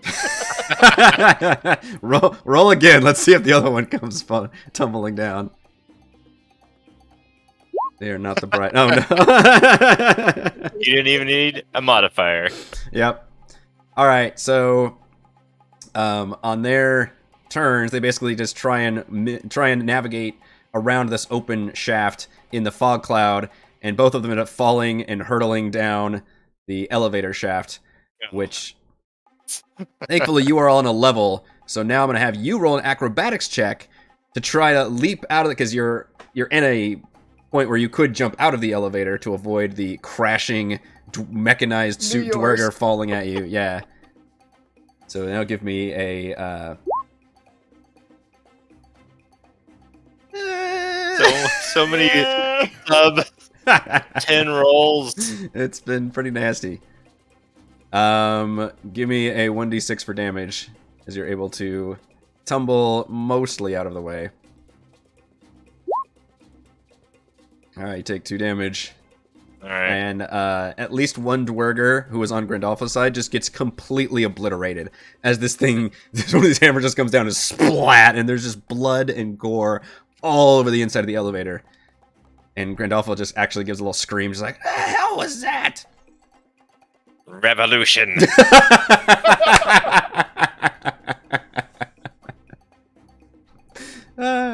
You're gonna have a point of inspiration for reminding me of the open elevator shaft and then having them fall down. Thank you. Let's not forget about our dear friend Valravn, though. What the fuck is Valravn? Valravn is running down a hallway endlessly. That is what Valravn's doing. This hallway is 1,000 feet long. It's that movie shot where it just keeps getting longer the farther that you go. Actually, this duergar gets to go first, and I love that you never dash, so he always gets to catch up to you. Yep. And So the Terminator running after him, it just never stops. emotionless. It won't ever stop. And it will attempt to attack you with his normal-sized war pick. And that is finally a successful attack roll. It'll hit. Yep. For 9. Ooh, okay. Now it is your turn. We have effectively split the party again. It's just a split of the party is like not even how to like. I'm by myself. Thimbleweed is by himself. That's We'd met some duergar friends. yeah. Valravn will start by drinking another health potion.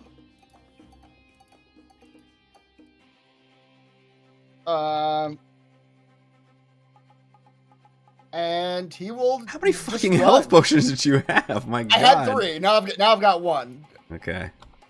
I had a number of them. I'm usually not in this kind of situation. It's very unusual for me, guys. So I guess this will be an attack of opportunity as I run away.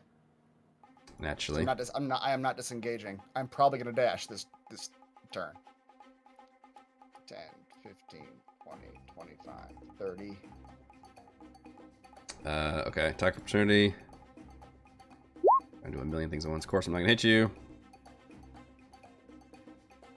Alright, and then he is going to dash 5, 10, 15, 20, 25, 30. Not quite make it to this elevator. But he's going to, he used his action to dash. But he's just going to wait for it to be coming down to jump on it. He's going down too. Okay. Yeah, this is where the bleed's basically at.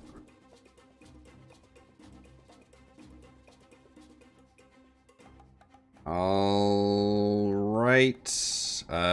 Return to the throne room. Alright, give me that death save.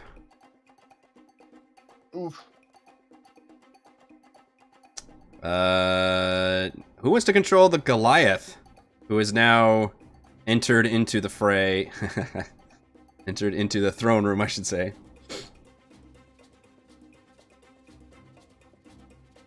I can do it. It's fine. Okay.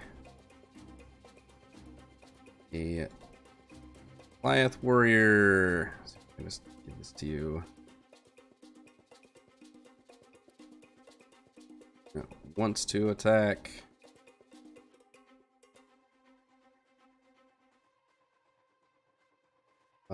Fray. Okay, see if you can see a character sheet under monsters or something. Called Goliath Warrior.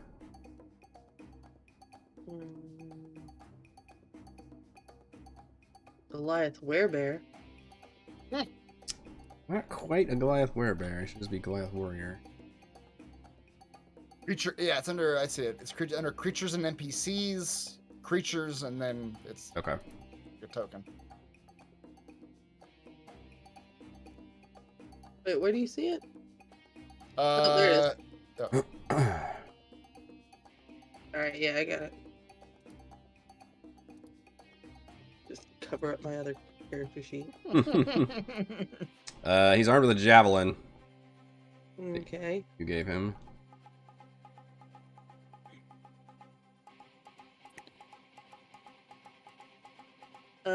One, 2, and 3 are still bad guys, right? No, not really. They've been coerced by the Myconid.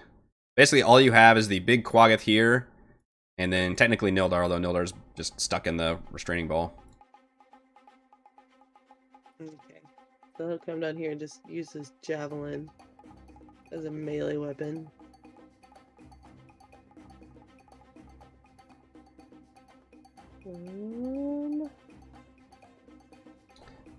Completely forgot about his mirror images, by the way. I'm going to assume those are gone because he's been attacked a million times. Even though it hasn't connected with him, it doesn't actually matter if it connect or not, I believe.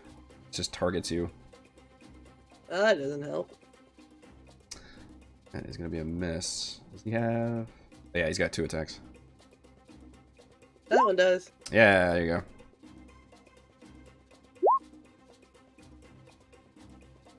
Pierces that creature.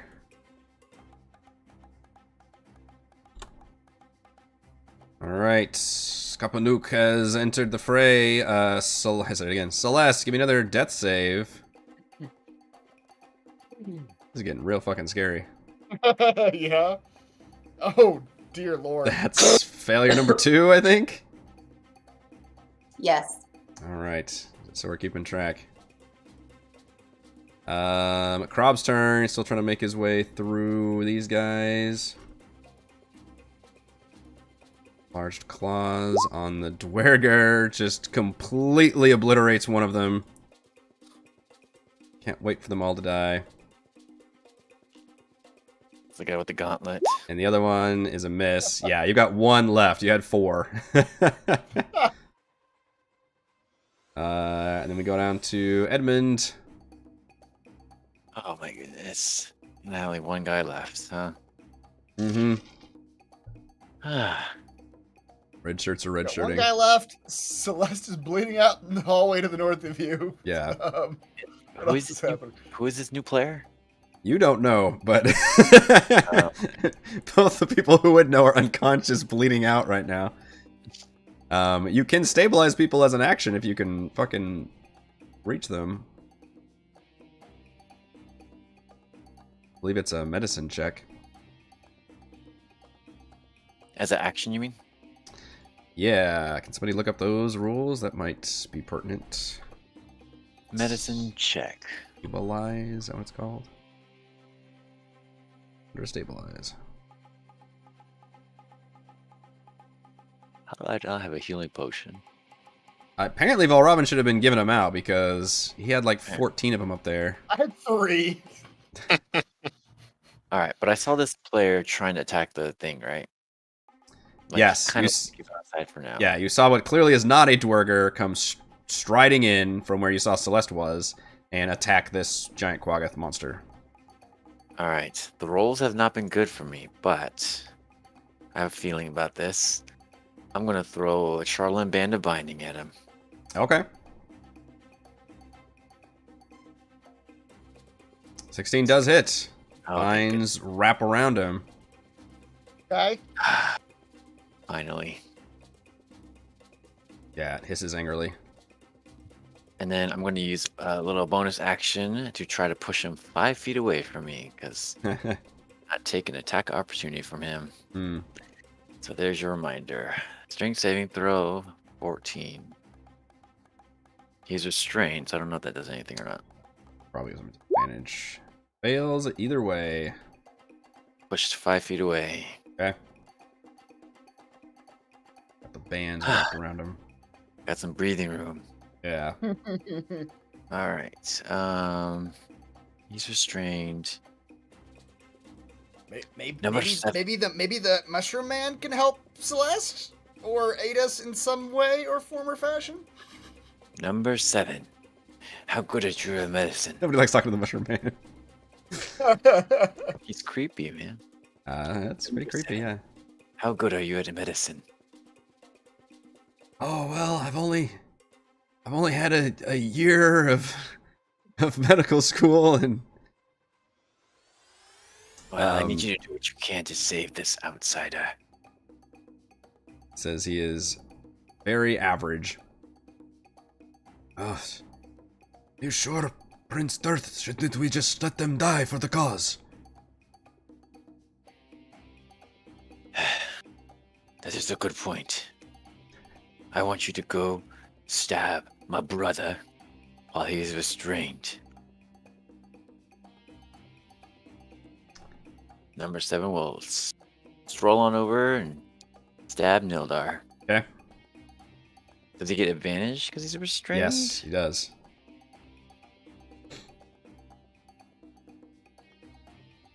What good did that do? None. Not very good. Your kid hit Not very Jack. good. No, they can't. This was a mistake letting you control them, apparently. Mm-hmm. Apparently. That's the end of my turn. All right. Top crew. Thimbleweed. Bottom crew. Yeah, I would. Yeah, your middle crew now. I'm at middle. Yeah. Once again, you hear that a cursing of a duergar up on the top level, but you don't hear the sound of the gate or anything yet. And the elevator, the duergar, once again, they look up very worriedly, and then they clamber on as many as they can. Grandalfa does not go. She wants the big cat to go, but it can't fit. There's just a bunch of duergar pack in there with you. And the elevator begins to lower down to the lower level. He says, "Go on, Okay. Prince Dirth may need your help." They might. I will say there is someone on the top floor who is my enemy, who must be vanquished. I have him delayed, but he still has the power to free the dragon. If you could send some of your men back up when we're down, that would be appreciated. Suppose we can try.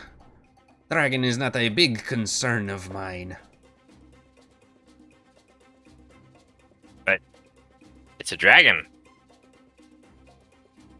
Xardarok constructed it to destroy 10 towns. It will leave us alone.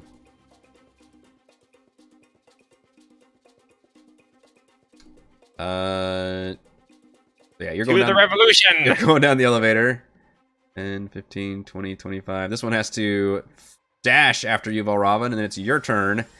And you see the elevator start to lower, so you can obviously jump in as that elevator starts going down.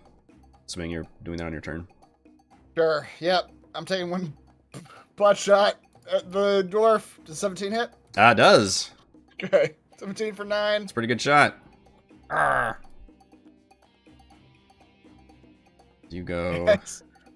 As I hop in the elevator also. Yep, down the elevator.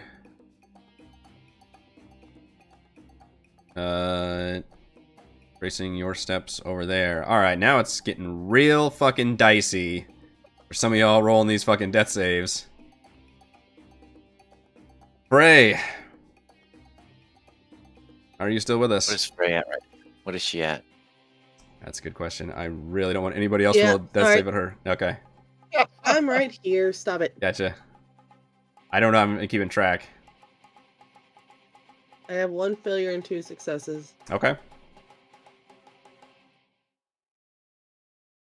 2 failures. Oh boy.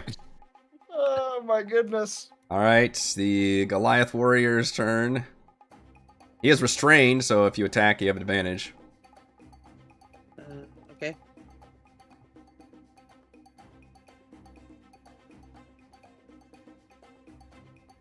That'll hit.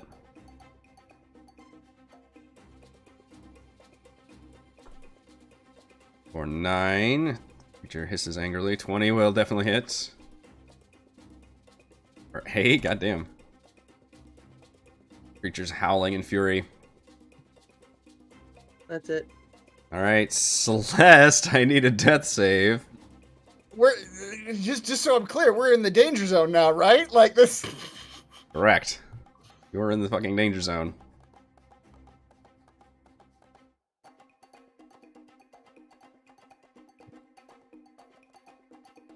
Oh no. There's something wrong with Roll20 with the dice. I don't think I've done anything successfully tonight. Oh Think no. above a 5? I don't know. Above an 8?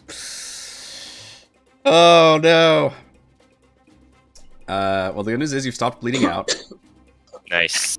I hope you're proud of yourself, honey. The bad news is you have expired. Mhm. Oh, this is a first. This is. Oh, good. I'm glad I can be a pioneer. It's okay, I'm right behind you. Oh, yeah. The Quaggoth is still restrained and very angry about its predicament, so it's going to try to bust out.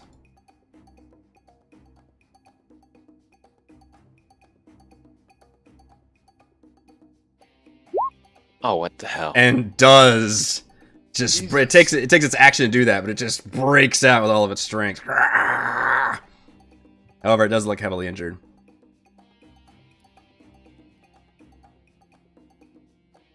That was its turn, however.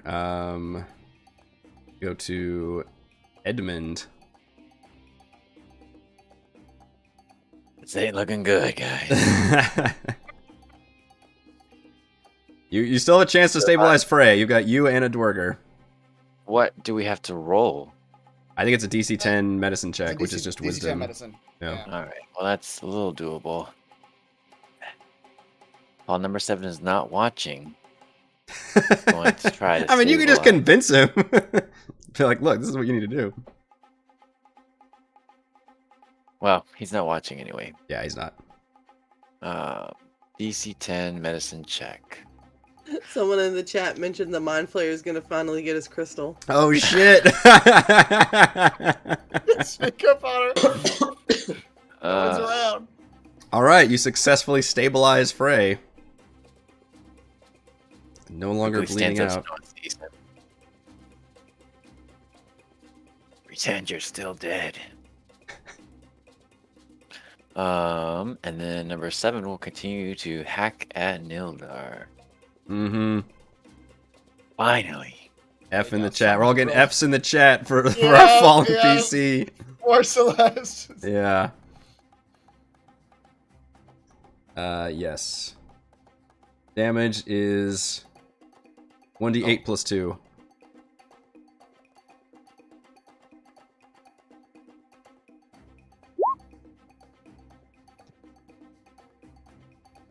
Both of those hit. Well, it was advantage. Oh, She right, did a right. crit. You're right. So that's it. That's the turns. All right. Nildar, I'm just kind of montaging, and he's just still trying to break out of that thing. Still barely alive. Thimbleweed and company make it down the elevator. Which... drag your asses down here.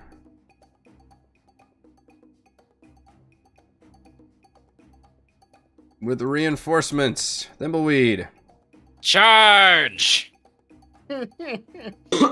You are here, and let's just go ahead and let you take your turn now. I think I got rid of your initiative at some point when I was trying to move things around.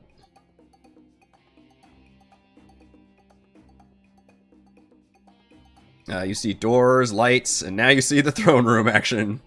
Welcome to the party. Welcome to the party. Good lord. Yeah.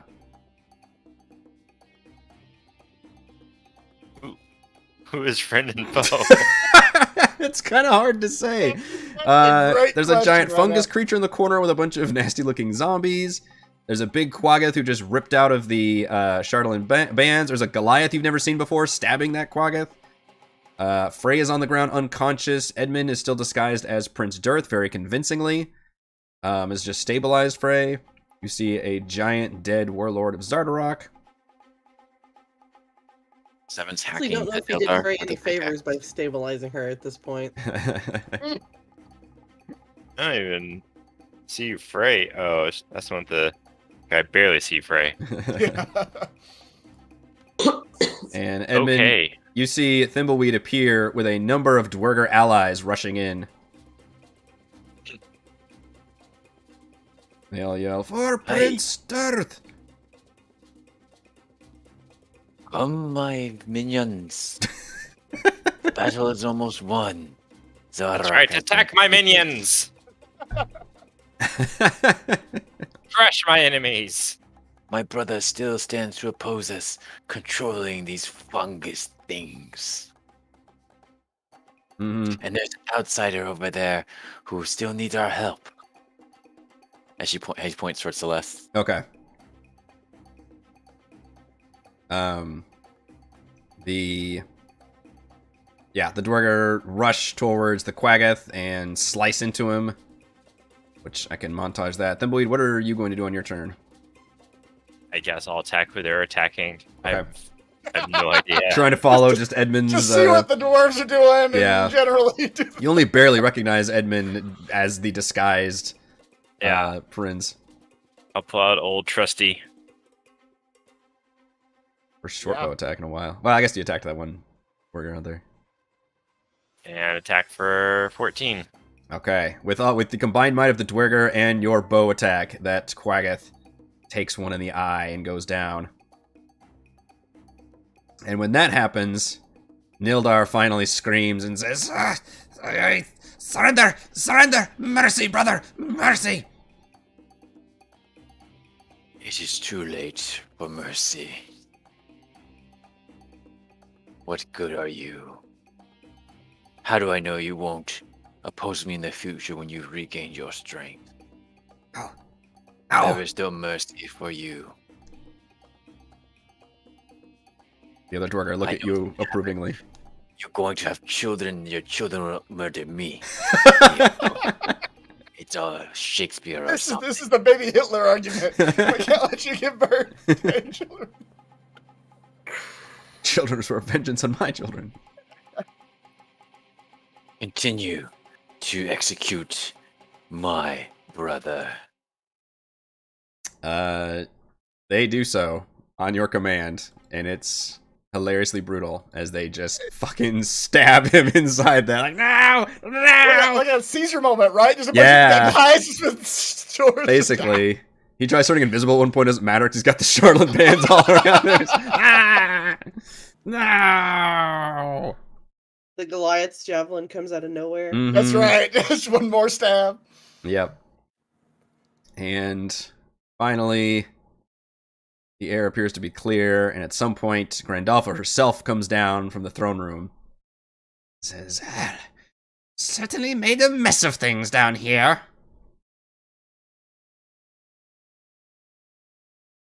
But it looks We like... did good, right? Oh, you did very good, yes. Xardarok is no more. Nildar is no more. I'd say we have gained control of this fortress. And what of the giant dragon? Well, I'm sure it will get out at some point soon and wreak havoc on Icewind Dale. I would prefer to. Why have do you 10,000 care pounds. so much? How will we enslave the people to make our genocider? Good fight. That's a good point. We need people to work. We need them to make more children to work, even more for us. How will genocider take over all of what is this? Wherever we are. Wherever we are, this world we're in. A certain region here. I was about to say Asgard, but that's a different game. See, this is why you should have been in charge from the beginning. We didn't need to destroy this whole land, scorched earth. We needed to enslave it. That's what the true Exactly. duergar does. Exactly. My father was wrong this whole time. Yes.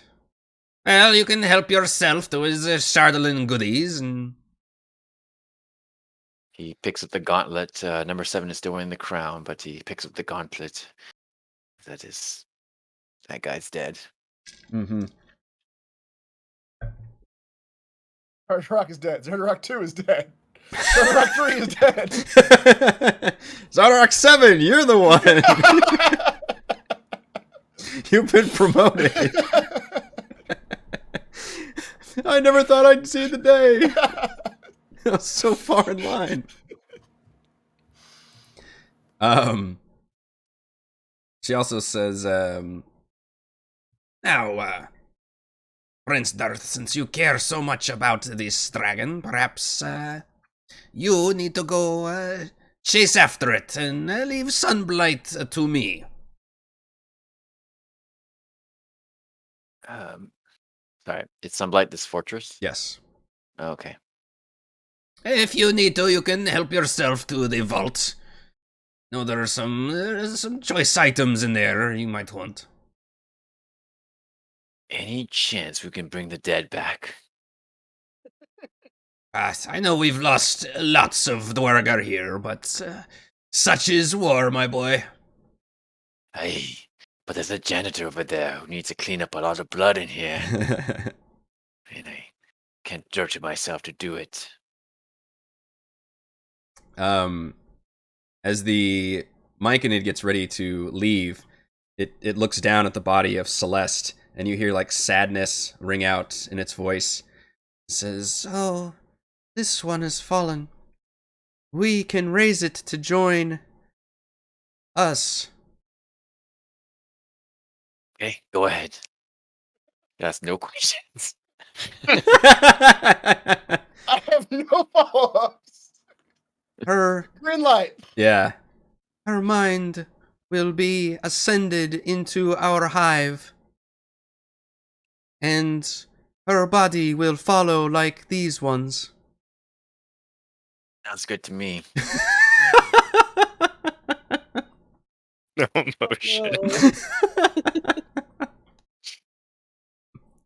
No. You're not quite certain, but you think she might be offering to animate Celeste's body as a plant zombie and then bring it down into the. Yeah, whatever. Don't give me the details. Just do it. I heard you say you could bring her back to life. Don't worry about the details. I'm sure she would appreciate it. No one likes being dead. No. Work out a deal where she gets like 5 years of living all how she wants before becoming really part of the hive mind. There is no death. It is a cycle that we all belong to. And starts spouting off this crazy mushroom religion that they're part of about decay and all that being part of the cycle. I feel like she, being a monk, would totally understand all of that.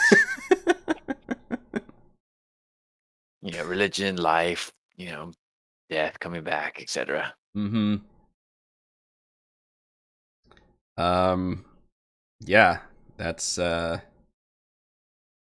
how the epilogue involves in this episode is the Myconid animating Celeste with its animating spores, and these fungal pods appear all over her body, and her eyes flutter open, it's green, and just the body stands up and just kind of shuffles along with the Myconid, who presumably journeys down. I think only Celeste and Frey saw this, but there was a tunnel that literally seemed to plunge down into darkness, and you presume that was literally a way into the Underdark, where they got a lot of these creatures. Outsider, are you okay? How do you feel being alive again? Celeste does not turn, just covered in fungal spores. There you go. Dirty! Oh, the irony, I know, of it being just covered and turned into a fungus creature at the end.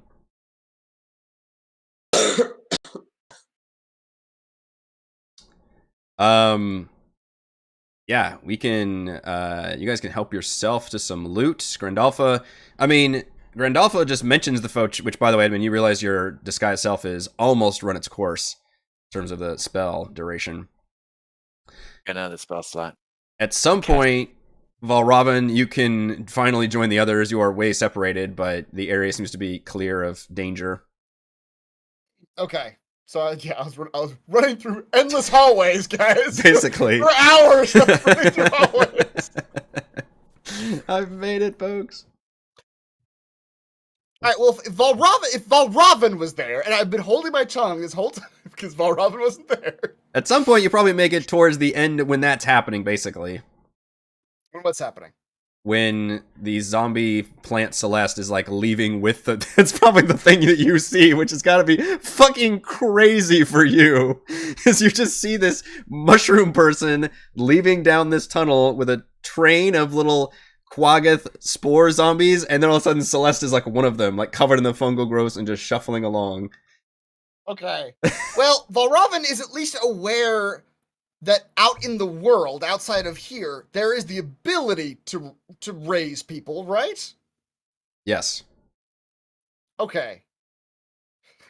Can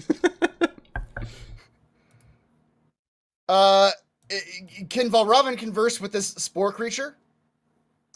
If you grab its attention, it will probably attempt to... The psychic thing? Alright, Valravn will attempt to communicate with this spore monster creature after he understands the situation. Mm-hmm. Its name is Celeste, and it doesn't care. Dear creature of the Mushroom Nation, such as it is. It's the Mushroom Kingdom. Mushroom Kingdom, yes, of course. This body, which you have so generously infested with your zombifying spores, is in fact needed within the living domain to ensure that creatures such as the ones that enslaved you and your own cadre here do not do so again. Would it be possible that this animated corpse that you have created here could be bequeathed to us so that we may animate it to someone that might make it living again, so that it may prevent the sort of damage that happened to you from happening to anyone else. You're not sure it understood half of what you just said. But it does seem to understand the fact that you would rather have this Husk? this husk with This fucking zombie? Yeah, That's with not you. what it is. and the creature says, yes, please spread our love of each other and non-violence. And Which is what Celeste was all about in her living life, That's so surely we will do such. spores, different colored spores drift over you, Robin, and only Celeste's body seems to turn around and notice you and just shuffle towards you. All right, so Robin will pat her shoulder, absent-mindedly hold out his flask to her, and when she doesn't take This it is- because she's a fucking zombie. This is the end of the Shaun of the Dead, where his best friend's a zombie, and he's got the controller, and he's like, "Hey man," he's like, "Ah." He'll put his arm around her shoulder and say, come on, my dear, we'll get you better, don't worry." This is a minor setback at best. Just a minor setback. Nothing to be worried about. Yeah. So, and we are going a little bit over, but we did start very late. So this situation, I'm gonna dole out some loot for you guys. No, we did get access to the vault, though. You did get access to the vault. Okay. Yes.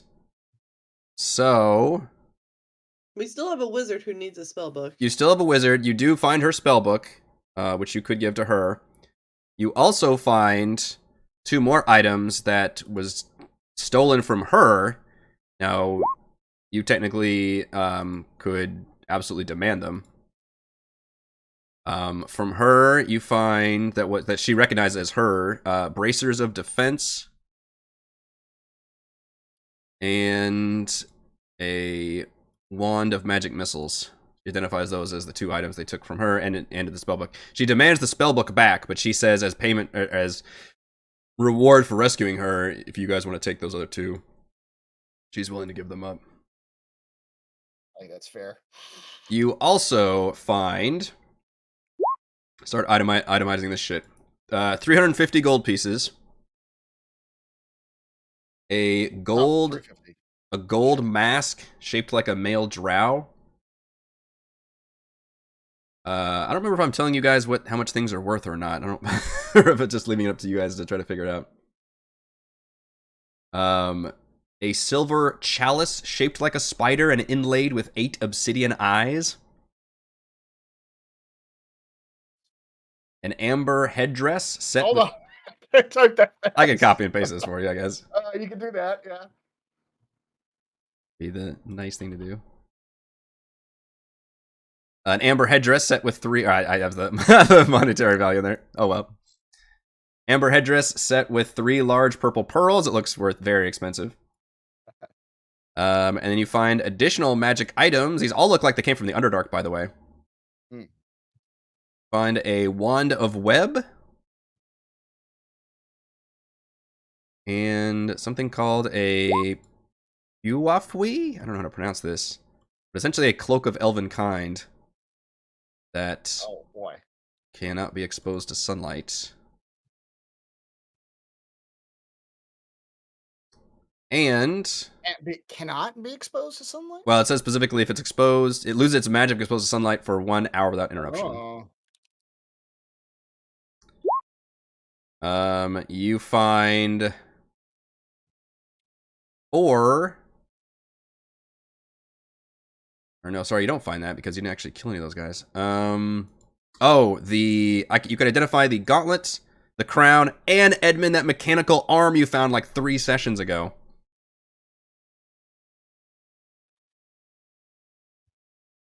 And we'll try to figure out the timing of how you guys are going to get a hopefully a long rest. It's up to you guys on how you want to handle this dragon, because you do note that it is going to be probably escaping soon, and it is programmed to go after 10 towns, and you recall even the route that it was supposed to take. You're not sure how long it would take.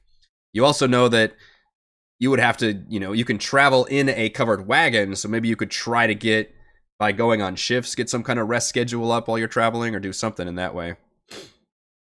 She does nothing until she receives a long rest. Yeah, so I'm trying to give you guys a long rest, basically, but also be aware that there is a time factor here. The Chardolin... save half. Yeah. The Chardolin Gauntlet is a wondrous item that requires attunement. If you're attuned to it, you have disadvantage while wielding any weapon using the gauntlet hand due to its clawed design. As an action, you can make a ranged attack using the gauntlet against a creature you can see up to 120 feet. You are proficient with this weapon, and it uses your charisma modifier for attack rolls. The damage is 1d10. But on a miss, you have to make a DC 10 charisma saving throw or suffer a form of short-term madness till the end of your next turn. The gauntlet can also be used as a clawed weapon. The base damage of 1d4. So essentially, you get Xardarok's Blast.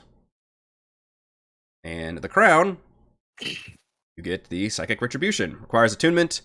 The crown has a number of charges equal to your proficiency bonus. As a reaction after taking damage by a creature you can see within 60 feet, you can expend a charge and focus your thoughts. The creature who damaged you must make a DC 15 Wisdom saving throw. It takes 2d10 psychic damage on a failed save, or half as much on a successful one. You can choose to spend additional charges to increase the damage by 1d10 per charge spent. However, if the target succeeds on the save, you must succeed on a DC 10 Charisma saving throw or become temporarily driven mad by the crown. You must then spend your next action before moving to attack another creature other than yourself that's within reach if available. The crown regains all charges after a long rest. Finally, Edmund. Yeah. I'm very proud of this one. The prototype mechanical arm. Terminator arm. Looks perfect. Yeah. This mechanical armor is made by duergar bioengineers to provide enhanced abilities and limb replacement. To properly attune to it, this mechanical arm must replace one of your own. While attuned to it, you gain +1 to armor, to AC. You can also use a bonus action to transfer the arm into a blade, an arm cannon, or back into arm mode. Arm mode, you have advantage on grapple checks, climbing checks, and lockpicking checks, and you may use your intelligence modifier in place of the normal attribute. In blade mode, the arm becomes a melee weapon that you are proficient in. With a base damage of 1d6 and a reach of 5 feet, you may use your intelligence modifier for attack and damage rolls, and gain a +1 bonus to attack and damage. While in blade mode, you have disadvantage to any arm-based skill checks, such as grappling or climbing. In cannon mode, you can begin charging the arm cannon as an action. You must maintain concentration while charging, as if concentrating on a spell, or else the charge ends and nothing happens. If you're still charging at the end of the combat round, a beam of energy 100 feet long and 5 feet wide blasts out of the cannon in a direction you choose. Each creature in the line must make a dex saving throw, taking 8d6 lightning damage on a failed save, or half as much damage on a successful one. While in cannon mode, you have disadvantage to any arm-based skill checks, such as grappling or climbing. You can charge the arm cannon a number of times equal to your proficiency bonus per long rest. There's a limit. Damn. Yeah, I had to limit that one a little bit. But that is your glorious reward for a well-done RP job throughout the entire Sunblight scenario. If you want, after Frey gets her long rest and wakes up again, she'll help you cut off one of your arms to put this mechanical arm in. Well, one of my arms is already mechanical. Yeah. And you So can have just 2 place mechanical arms. Yeah, Frey still offers. Yeah. She's like, I'll just cut the other one. I'm like, no, I'm You okay. sure? I mean, wouldn't 2 mechanical arms be better? Well, my old mechanical arm is up for sale, you know. That's right. That is 70 gold per person, in case everyone wants to enter it. Which, by the way, Valravin is keeping Celeste's share of gold for her when she is able to collect it. So that is a lot of magic items Sure is. and loot to divvy up. You guys, we could probably deal with that next time since it is getting a little bit late. Sounds like a plan. Yeah, so I assume you guys just want to chase after the... Do you want to just long rest here? Do you want to work out? Like, just let me know so I know timing-wise how to react to that. Do we know that the dragon's gotten out? It has already, not gotten out at the or- moment, but I mean, like, combat just ended. Like, no time has basically passed at the right at this moment. I don't know. I feel like if we. I mean, the gates are closed, but I know at least you guys left one duergar up there, so you'd have to. Thimblewee did tell somebody to come up there and stop him. So hopefully that's taken care of. But you also know that even though the gates are closed, that isn't going to permanently stop the dragon. It will eventually escape. But you hope it does. That does slow it down. Okay. So all it's really doing is slowing us down right now. Yeah. So maybe we try to get ahead of where it's gonna be? Get in our wagon and right off towards its first destination? So I mean, we just save half the town. We go to the second half. The second town, just let it spend some time on the whatever its first thing is. So this is the light path that you found like 4 or 5 sessions ago.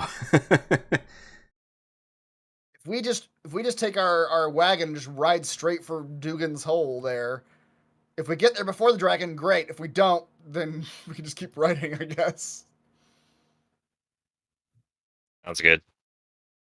Yeah. And as I think Eric, you said, like, we could try to like long rest during that In journey. shifts? While we're traveling. You could try. I'd have to recalculate and see how long it takes to travel versus the hours of a long rest, but We're definitely not fighting a dragon before we all have a long rest. yeah, well, that's what I'm saying. Do you actually want to go to the first one it's going to be at, or do you want to try to stagger and just say like, look, we need a long rest, maybe we should go somewhere else first or do something? That's kind of what I'm getting at. Like, because you guys do try to go exactly like where it's going to be, then the timing's going to be real rough for you. I don't know where else we I'm go. telling you right now, Frey will not wake up until she has a long rest. I mean, you literally will not. I'm wake up literally until- unconscious. I can't Mhm. wake up until I've had a long rest. Yeah, so timing wise, you guys may have to actually stay here for a little bit, for a couple hours and Yeah. rest up. Yeah, I don't know who cares, but the first 2 towns could go. I mean, yeah. At this point, we're kind of limited by our capabilities. So yes. Yeah, those of you that are from Icewind Sometimes- Dale or have read the brochure know that Dugan's Hole is just a shithole podunk. Like, there's barely anybody there. That's what the brochure says too. So they're coloring it real nice. And you all are familiar with Goodmead and their situation. We'll find some spore dust to feed to Celeste while we wait. Right. Yeah. I mean, I guess we've got to rest. Okay. We've got to rest before we actually engage with the thing. So yeah. Okay. We'll work out timing at some point. But also, you guys level up for next time. Oh, Ooh. Level so up. we need that long rest. You level up to 6. Yeah, well, that's I'm trying to time it. Like, I kind of need a long rest, but there's kind of a timing thing. All right, real quick before we end it, MVPC pulls a tie between Frey and Edmund, so I need the two of you to give me a D20 off. So we see our winner chicken dinner. Lord knows you guys need some healing potions again. we used them all. Does in my this. lucky count for this? If you roll a 1, How much do you want it? Yeah. I doubt it. All right. Spell scroll. That's useless. I can't eat that. I can't eat that. I can't drink this. Everybody wants the. I should just have it all be healing potions now. Edmund's final. It's appropriate. Edmund's final run as Prince Darth. We assume he's Indeed. gonna go back to Edmund once we're in the coach. Tip of the cap to Celeste, our first ever legit player character death That is in like 6 years of playing Years? D&D, by the way. And fucking Heather got close too. Holy shit. Yeah. That was terrible. We're gonna have Those to rolls. The fucking The rolls are rolls, bad. man. we're gonna have to do some discussion about what we want to do going forward, because this is we're a new ground for Yeah. us for sure. We just gotta find a Obviously, Celeste's priest not and viable. someone who can like revivify the dead. Right. Yeah. You got to roll that first spell scroll. Maybe it's revivify. I don't know. Probably not. First up. First level Probably spell. not. I don't know what. How do you roll the I first mean, level spell she scroll? is a animated zombie at the moment, so that's a bit of a debuff, I gotta say. Probably. Yeah, At least we don't have to carry. that's true. In fact, I'm sure she can carry a lot right now. All right, I think that will do it for this week's session. Well, doesn't Edmund have to roll for a scroll? Question. He still hasn't taken it. Oh yeah, do you not have a thing to roll that? You have a button I for thought that? I just picked it Oh yeah, Oh, you I gotta. see. Yeah, there's a little button you gotta roll. Yes, go ahead, Rochelle. later. Friendship. So here's the thing. So I was still like large or huge or whatever size I was when I died because of like a spell or whatever. But because I just died in that form, is my giant zombie plant is body huge forever? I think we now? determined that when you go unconscious, the growth wore off. Oh, okay. Back to normal size for you and Frey. All right, that will do it for this week's session of Rime of the Frostmaiden. Thank you to Chris, Heather, Rochelle, Raymond, and Reese for playing. Thank you to our wonderful fans for watching. Thank you to the patrons. Shout out to Platinum patrons Joe, Will, Tiny Dancer, Christopher Thomas, Adam Stan, Nathan, Alex, William, I'm Loud, Al, Furkan, Kyle, and Scalenia. And gold patrons RPG Papercrafts, Pretty Boy and Yuma, Marcus, Dead Lizard, Lounge, Sam, Lumpy Spuds, Jerome, Blood Angel, Veronis, Baboon, Nathan, Fastica Tortoise, James, and Genocider. Thank you all very much for your support. We're live streaming our D&D adventures every week. We will see you next time. Happy music. Zombified Celeste! That's right. Gotta find a new priest. Yeah, I'll go Get for Celeste. Get the spores out of her and let her clean up the little mess that You're gonna make some priest very rich. If you can Well, we find do have one. a very expensive amber headdress we can use to pay for it. Yeah, exactly. We got, yeah.